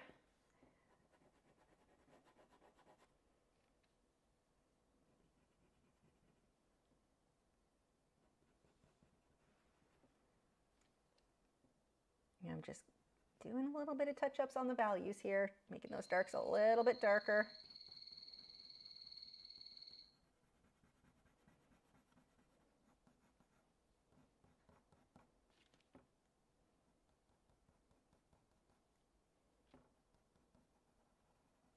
I'm not pushing hard here. I think of this as a glaze if you've done acrylic painting or even with watercolor to an extent, where I'm just tinting that color lightly. The detail is already there. I'm not really affecting that as much when I use a light hand like that. Now, when I get into these final layers where I do use odorless mineral spirits, I've already got enough colored pencil on the paper where if I have too much OMS on this brush, it starts to lift off and kind of smudge the OMS in a way I don't want. So I don't need a lot of OMS on the brush right now to smooth that out. And see, I can go right over the touch-up texture, titanium white mixture. None of that hurts anything. It stays in place as long as it's dry.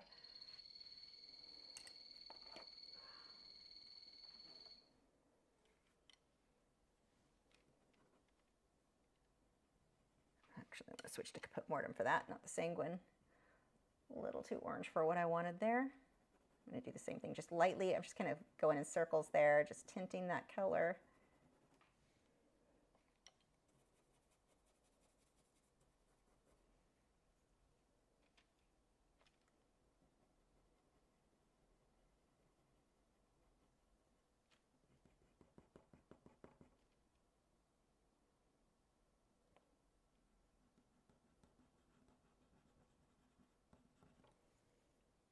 Now, this has black on it, the brush does, because I just smudged into the black and I want to smudge over a light area. So I'm going to clean that brush before I do this. Otherwise, I'm going to create mud. And then over the dark, it doesn't really matter. Okay. And that again, what I just did is going to be a little bit darker. It'll be much softer as it dries. But I don't want to use the hairdryer on the OMS while it's wet. Once it's dry, it doesn't matter, but I don't want to. We're not speeding things along that way. That's flammable. Let it dry, and then it's not flammable, and you're fine. I don't know how hot your hairdryer gets, so mine is weak enough it's not really an issue, but it's still not healthy.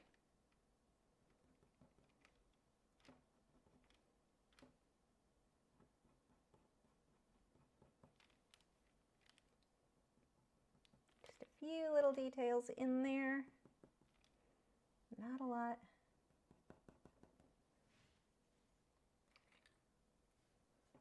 Lighten this just a touch.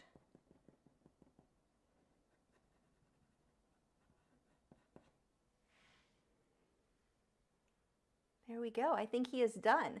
Now, the way that we sign him, I need to make sure where the mat is going to go. So we're going to put this away. And actually, let me move everything out of the way for the mat. I'll show you in the other camera what he looks like too, because it always looks better that way. Or in the other, what am I talking about? Mat, that's what I'm looking for. Okay. Here we go. So this is going to come in a black mat if he sells. If not, he's coming to Aquashello with me. So when I sign this, I need to make sure, so his nose gets chopped right there was my goal. It's going to be a tiny signature.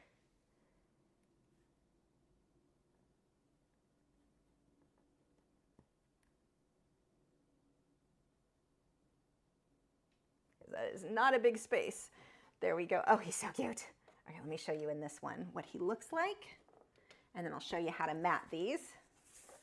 So there we go. Lots of detail. Oh, I'm so happy with how he came out. How cute is that guy? Oh my gosh, I love him. I just want to squish his nose. Okay. I don't know if he'd like that very much. So when you remove your artwork, when you remove the tape anyway, we want to pull this. Do not pull down into the artwork like that, because if it starts to tear, it's going to tear into the work. Pull away, always away from the artwork. So in this case, up and slow. Now, if you're using a paper like Canson MeTense or Stonehenge, which is even more prone to tearing, I would recommend heating it up with a hairdryer first to loosen that tape up so you're less likely to tear. So again, pulling away and slow. This is not a Band-Aid. We don't want to do this fast. That is how you tear things.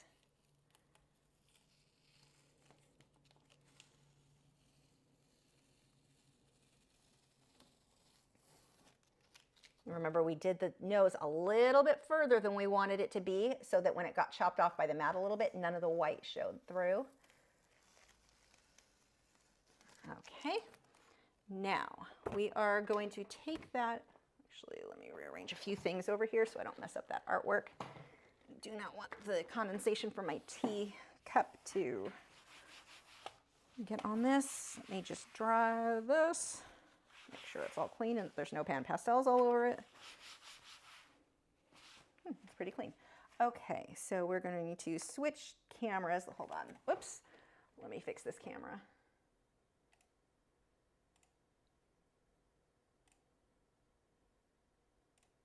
You're going out. You are activated. Okay. Nope, wrong camera. That camera. So we're going to bring our little pig over here. And first we want to position where we want that to be. And now I just slide it down so I can kind of pinch it in place. Hold on one second. Let me fix that. Make sure it's straight. And then I flip it over. That isn't straight at all. Let's straighten that out and then double check on the front. There we go. That is how that is going to be positioned. So next I'm going to take some acid-free, you want to use pH neutral masking tape for this. Do not use regular tape. If I used a regular masking tape, the paper around it would start to yellow over time, and especially something like this with the white, you would really see that. It starts to get brittle and it eats away. It's bad. Okay, and we're just going to tape this.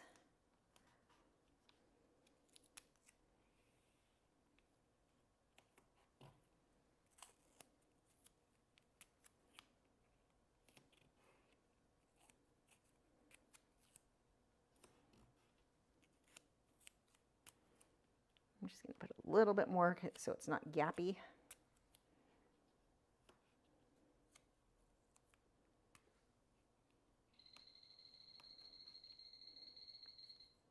I know you were quiet for like 5 minutes, frogs. I was worried about you. Okay, next I am going to use, you want to use a tape. This one is a photo type tape. You want something that, again, pH neutral, even though this isn't going to touch the artwork. I still like to use all like actual photo tape.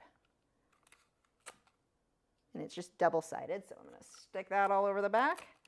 And the great thing about doing this, I mean, technically you can sell the work as is, but these mats are not that expensive. You can usually get them for a few, especially the more you buy, obviously, the cheaper it is. But it probably costs me, when I get a group of a big thing of these, maybe $3 per mat. And it's not just the mat, it's the backing, and the bag. And that doesn't cost the count of the tape. Price of the tape. The tape is pretty expensive, or, you know, that gets pricey. But the presentation looks so much more complete than just a sheet of paper with art on it. So if I do a portrait for somebody, anything like that, that is something that I like to have it matted. Now, if it's a portrait of a painting where now I get to pull the backs off these. If it's a portrait of a painting where it would be on a frame, like on a canvas, I don't provide that. I just make sure the edges are painted so it looks complete, and they can technically hang it as it is. But when it comes to something on paper, opening a package of, you know, an art product that you've purchased and it's just the paper is not nearly as exciting, or it doesn't feel as complete as if you just put a plain black mat on it. And I generally, occasionally I'll use a white mat, but almost always I just buy black mats. If somebody wants to change it to something else later, of course they can on their own. But this way, when they open the box, they're excited because what they just purchased feels complete versus loose piece of paper.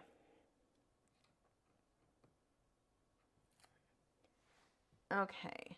Now keep in mind too, with the touch-up texture titanium white I mixed earlier, this needs to stay flat. I could not ship this rolled up in a tube because it could start to crack. This does need to stay on a flat surface. Now I'm just going to hold these upright and smush them out of, I know that camera's out of focus. It's not you, it's me. And then now that it's in place, go ahead and push that down all the way around to make sure it's, oh, that camera's really out of focus now. But there we go. Now he's in his bag, and then we stick it inside of, or he's in the frame, or mat. God, words are hard. Now we're gonna just slide that into his bag. Take off the staticky crap that will stick all over the place.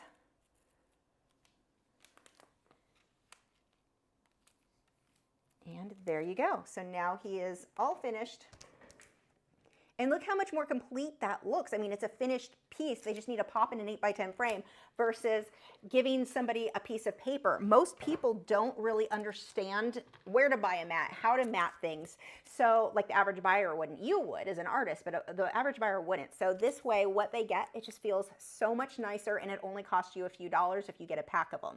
So these are definitely nice. I get these on Amazon. I don't know if I put the link in the video description.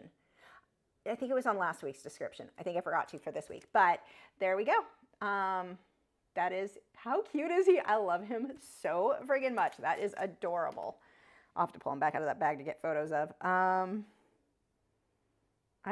curious.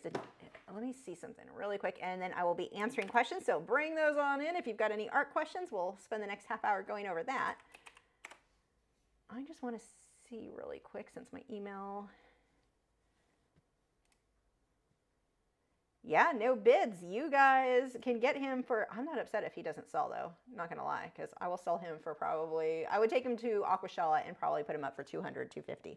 So if you want something for $70, there's your chance. Otherwise, he is going to be a lot more when he's on my website or at Aquashella, wherever he ends up, because that guy is adorable. Okay, let's look for questions now.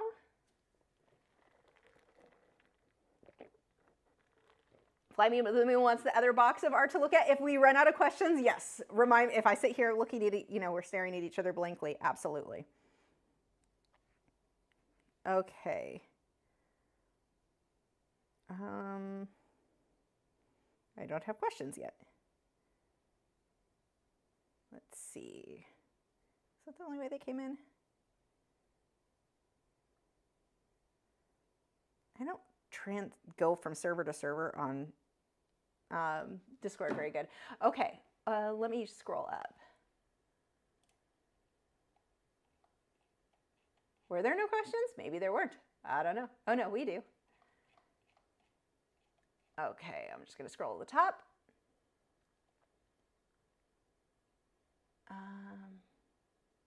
Joseph said, is this secretly the hint of the next addition to your menagerie? No, no more critters. I'm still working on talking myself. I really want another parrot. Matt has a parrot. I want one to bond to me, but I'm like, I have enough animals. I have enough critters to take care of. So I have not gotten that. What paper am I using? This is the Arches Hot Press 140-pound watercolor paper. Ashley said, missed 40 minutes of this, thought we were about to be swept up by a tornado. You're not that far from me. You're in East Texas, aren't you? That's scary, especially with all your critters. Hope everything is okay. I know we got a tornado warning, but we're like at the outer edge. We should be fine. Let's see.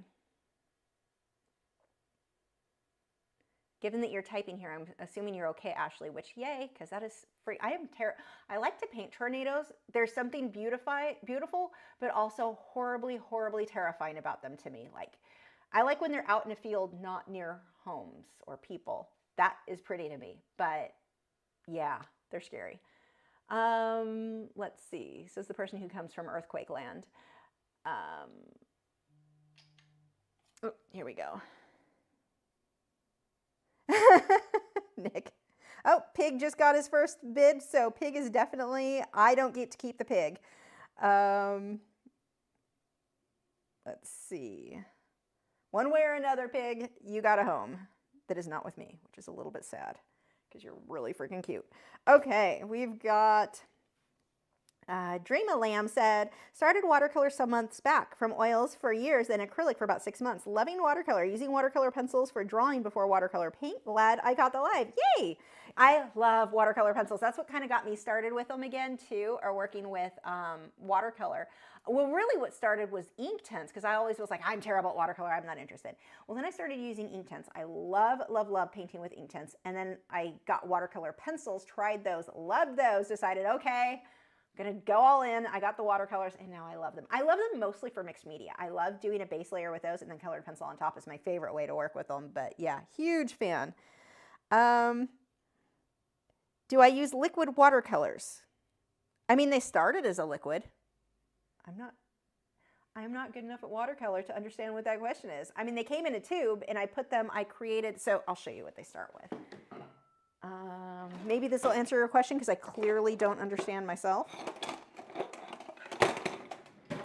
So they come in a tube like this, and I made my own pans. I bought the kit, and then I squirt them in the little squares and turned it into this. So they started out liquid, and you just add water to reactivate them. And I am sorry if there is a better answer to that, but I am certainly not like watercolor. I can make it look pretty, but I am not I'm not an expert. I'm an expert with art in general. So I understand how to make, lights light enough, dark enough, but I'm not like a watercolor. Like if you want good watercolor tips, I would say, I love the Mind of Watercolor. He is amazing. Check his channel out. Lindsay, the Frugal Crafter, does some amazing stuff with watercolor. So those would be my two go-tos for watercolor. I can make pretty things, but I'm not like expert watercolor. Okay, have I done a fox before? I have, several times. Patty said, I'm interested in doing more acrylic painting. Do you recommend any particular Liquitex basic colors or a set of primaries with black and white? Thanks for the input. I usually start people with whatever red, whatever blue. Usually I like phthalo blue because it's I like it. Ultramarine is normally what people start with if they're going to go with one blue.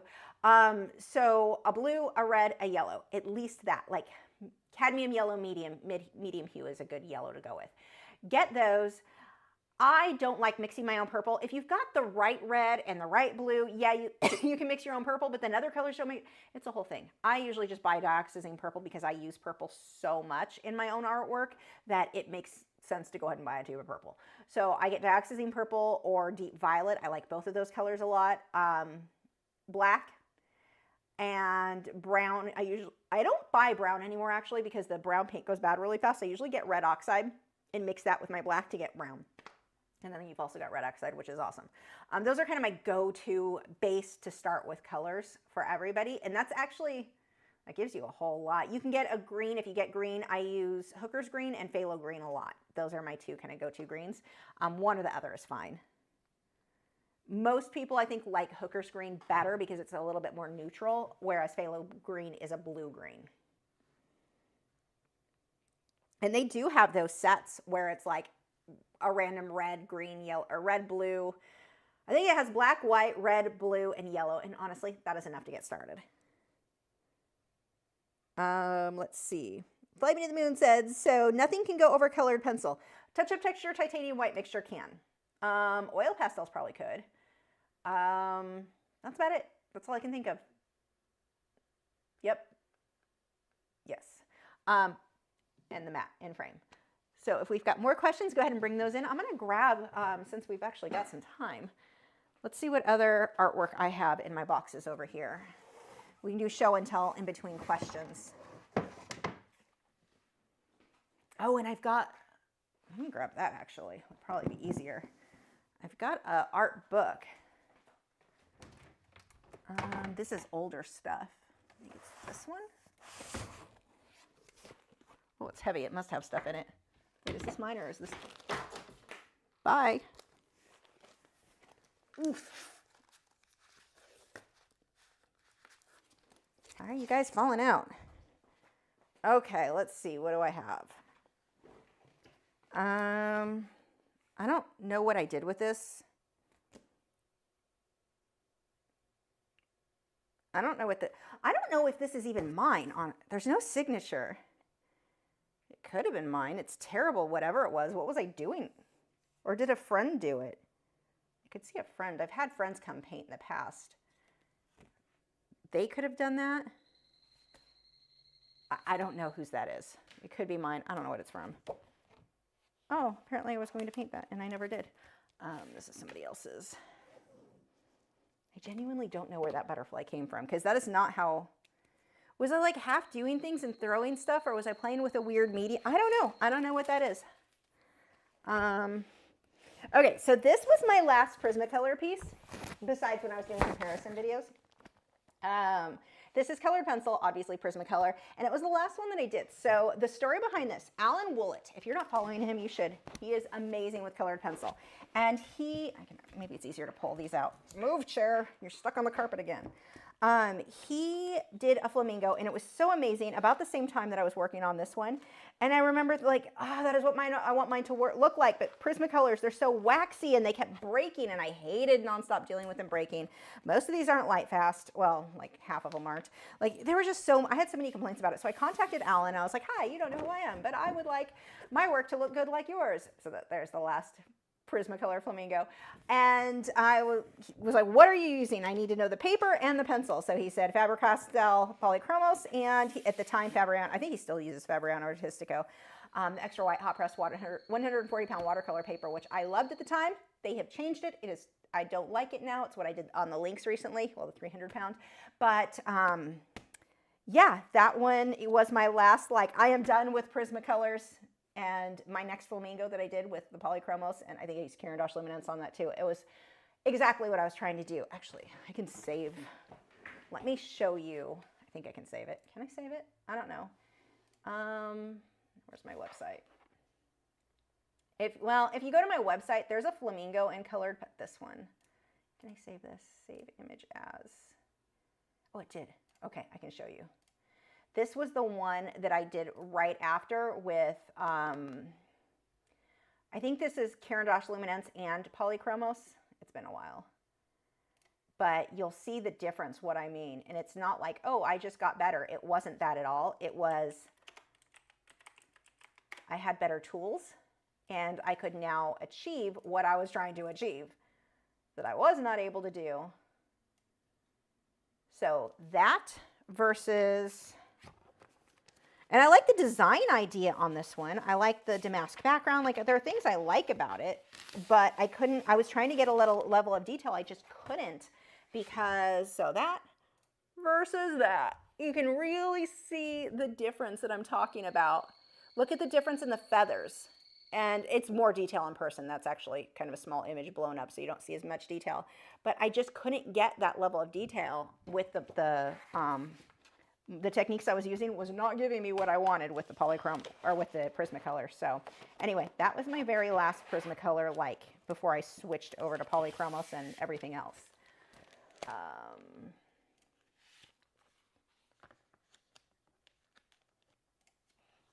This, okay. Oh, I love these two. So this was a recent, with the mini prints for Patreon. So this one is the Derwent drawing pencils. I think that's mainly what I used. And I think I used touch-up, yeah, there's touch-up texture titanium white mixture in there. But I'm pretty sure these are all the Derwent drawing. I'm not sure. I might have thrown some other colors in there. It looks like there's some other greens. Maybe I'm wrong. Maybe I used some other, I don't know what's in here. I don't even know. But there we go. This one is an airbrush background, and all these are lessons over on Patreon. Not that, I don't think that Flamingo was the Prismacolor one. The Polychromos one is. So this one is an airbrush background and then colored pencil for, there we go, for, I love this guy. I need to put him up for sale on my website. I've got to cut a set. So one of the downsides with this, because of the size, how it's long and thin, I've got to cut my own mat for it because it's not a standard size. And what I typically do when I do something that's not a standard size, I basically make a widescreen mat.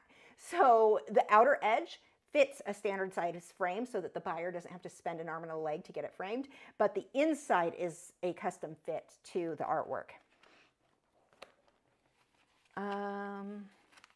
I sold, or I gave one of these away on a giveaway, and one of these is mine. I don't know which one this is. So this was from the, I was comparing two brands of pencils. This is not the Prisma versus Polychromos. It might be the Prisma versus Caran d'Ache Luminance. No, wait, what did I do with that? I don't know what I was comparing. This is comparing Prismacolor and something else. I had two of these, I know that, and one of them was given away. I don't remember what I was comparing. Comparing two brands of pencils. Here is a recent lesson. This is a long 3-part lesson. This one's color pencil that's available on Patreon, but there's where it looks on person. It's more, it's not as, it looks a little bit lighter on the video. It's more high contrast in person. So that is all colored pencil. This is one of my favorites. I don't know why I haven't sold it yet. Like, I probably should. That one is an airbrush background with colored pencil. So I love. I use him for all kinds of stuff, like promo stuff. Maybe that's why I don't want to sell him, because I love him too much. Here was one of my first, like, being serious about Inktense projects, where I actually put a little bit more effort into it. So that one.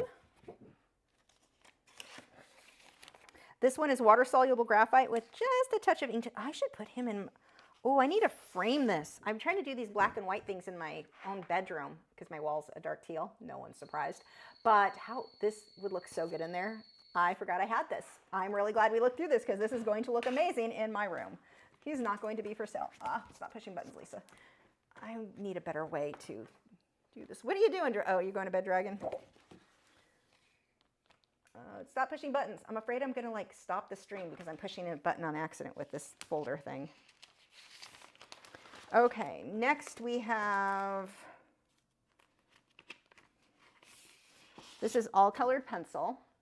We have Jon Snow. These all look a little bit faded in the camera. They're a little bit higher contrast in person. So my Jon Snow portrait, that one is available for the lesson too. That was, God, his jacket with the fur, that took forever. Maybe I should just turn this. Oh, this does work better since I'm pulling everything out anyway. We've got a graphite. There's an eagle owl in graphite. And I've got a graphite tiger. I need to mat all of these. You've got the tiger graphite. I'm trying to get the lighting right. There's so much detail on that one.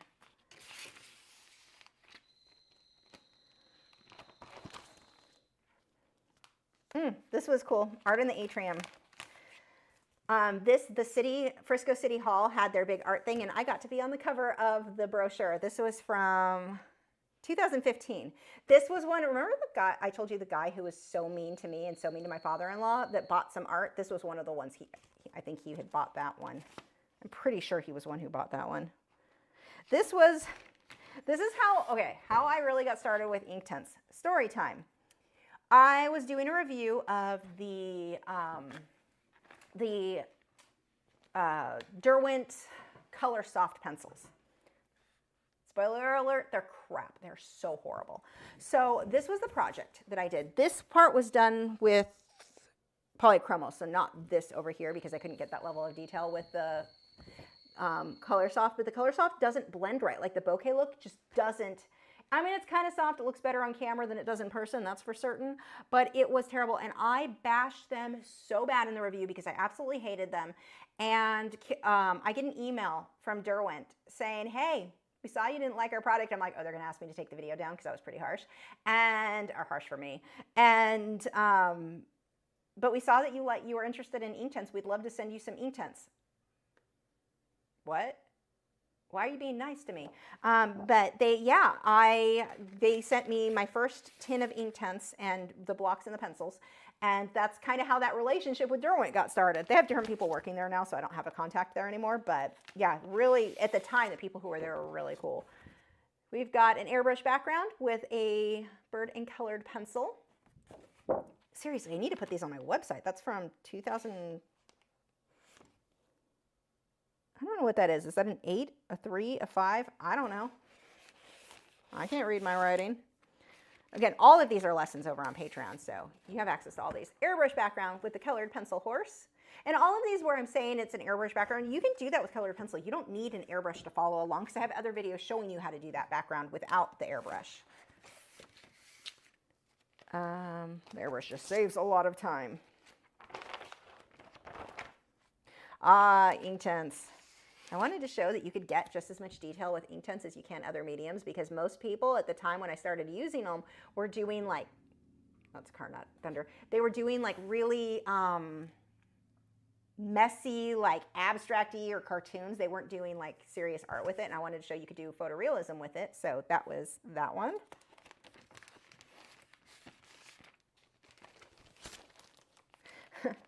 That was a fun one. This one was Inktense. It was just a weird one. An octopus in a bird, or in a tree with chickadees. So this is before, when I was first started with drawing octopuses, I didn't know how to make the legs look all twisty and turny. I've gotten way better at it, but this was one that I had done and I was really frustrated because the legs were not looking how I wanted to. I've since figured out how to make that happen. But it has a more stiff look. They always had a stiff look to them. So we've got, this one was from a class that I did with Wendy Lane. I taught the fur, I taught fur and feathers, she taught portraits. So that one was colored pencil on Stonehenge. I had to draw like 30 of those out for the students. That took days. Here is the artwork from the Derwent Inktense tins. So here is the one from the, it's darker in person. Why does this look so faded on the camera? But this is the one that's on the pencil. So this was done completely just with Derwent Inktense pencils. And then this one was done just with the Inktense blocks. But these are the originals. Let's see if we can kind of get that close enough without going out of focus. Again, it's not as faded. It's definitely like, there's way more contrast in person. I think the light in front of me is just way too bright right now. Here is a portrait, again, over on Patreon. You can follow along. I did the airbrush background, and then the little girl is all with colored pencil. I love how this came out. God, it's fun looking at these because it's darker. I'm trying to show how, like, it's way dark, like more contrasty in person. But it's fun to see. That's from 2015. Some graphite. There's just some, this one was the Woodsor Newton pigment markers that they don't make anymore, but somebody said the watercolor markers are supposed to be the same thing. I don't know. I don't trust them anymore because you can't cancel the product that I can't really teach lessons on now. We've got Chicken when he was a baby. He doesn't have the gray face anymore. He has a solid white head, but there's baby Chicken in graphite. And here was colored pencil. This is from 2014. Wow, that's old. So that hat was the part that, God, it was so much fun, but that took a long time to do. What else do we have in? Oh, here's another colored pencil with an airbrush background. Apparently I have a lot of these. Blue and gold macaw. That is a Scream Destructo chicken. I know, my parents used to breed them.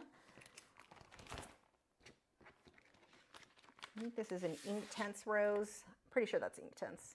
That looks terrible on camera. That's really pink in person. It's really pretty in person. That is not what that looks like. That looks terrible. Okay, what else do we have? Is that it in this one? Oh, no. Oh, I need to give this to Than. I've got some coral in colored pencil. So, like, a lot of detail on that. I need to find out if he's going to be at Aquashella so I can give that to him. And then here was a graphite. Graphite is harder because it's going to be more muted, kind of a dull. There we go. Oh, if I angle it, you can get the proper colors. So that one was with Derwent Graphite, which is still really pretty. It's interesting because that was one I was reading reviews and everyone was sharing this, what this one guy kept saying about it. They were saying that they faded even when not exposed to light.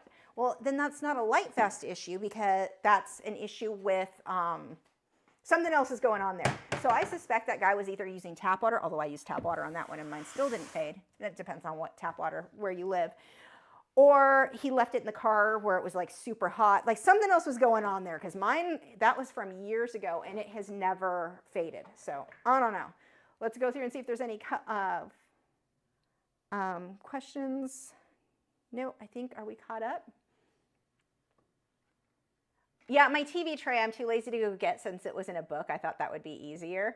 Let me see if there's anything fun in this box, if I've got a couple more minutes. We've got a charcoal panda. The fun thing about showing you guys this way is you don't realize the size that some of this stuff is until I'm holding it up. Oh, we've got the portrait in charcoal. How pretty is she? This was such a fun one to do. If you have not followed that lesson, I strongly recommend it in charcoal.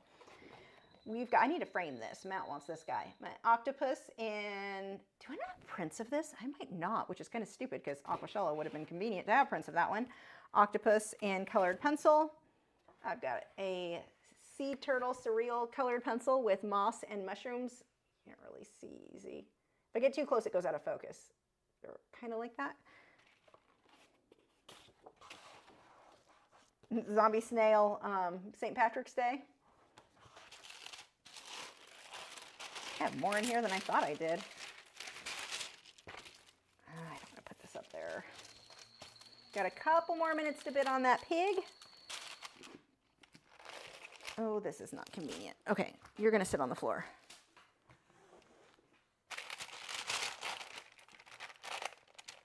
So this one, I think this is all powder blender on sanded paper. It might be pan pastels. I don't remember. I don't even remember when 2019, I don't remember that project at all. See, now you understand why I was so confused about whose butterfly that was. I don't remember the stuff that has my signature on it. So something that doesn't look like something I would create that, oh, I love this guy. This one is pan pastel and colored pencil on sanded paper. But I need to figure out, I didn't even remember if I did this on art. If I did it on depends on which sanded paper I did this on. I may or may not be able to sell this because I think this is before Lux Archival and I won't sell anything that was on any other sanded paper because none of the others turned out to be acid-free, even though they say that it is. They're big fat liars. Oh, the backs are not acid-free. It won't affect the front, except I tested it, it does. We've got another, I think this one is all powder blender, colored pencil and powder blender. So that would be my mainly Prismacolor, or no, Polychromos. This is another one I can't sell because I did it on Fisher 400 and that means it is not completely acid free, but it's so pretty. It's with powder blender, so this lesson is available. All of these lessons are available. This is all pretty new stuff.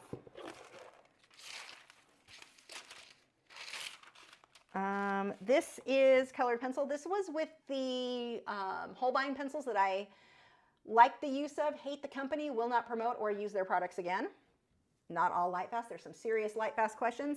And suddenly, the work that wasn't Lightfast that they couldn't provide me information with, oh no, now that we did do the right testing and it is all Lightfast, you know what? I don't believe you. I think you are full of crap at this time because you keep changing your story depending on which YouTuber you talk to. So, not a fan of Holbein myself. This one is charcoal pencil and, or no, carbon pencil and graphite. So, creepy lady. Oh, there's the, there we go. It's just a creepy photo, but it was still fun. I don't know if I have, when was this from? I'm not sure, 2014, so I don't think I've got a Patreon lesson for that one. Here's another one I can't sell because this was on, what is that crap paper that they lie? UArt. No, yeah, UArt. So it is not archival on the front and back. The back is not acid-free. So as beautiful as this is, I can't sell it because it's not archival.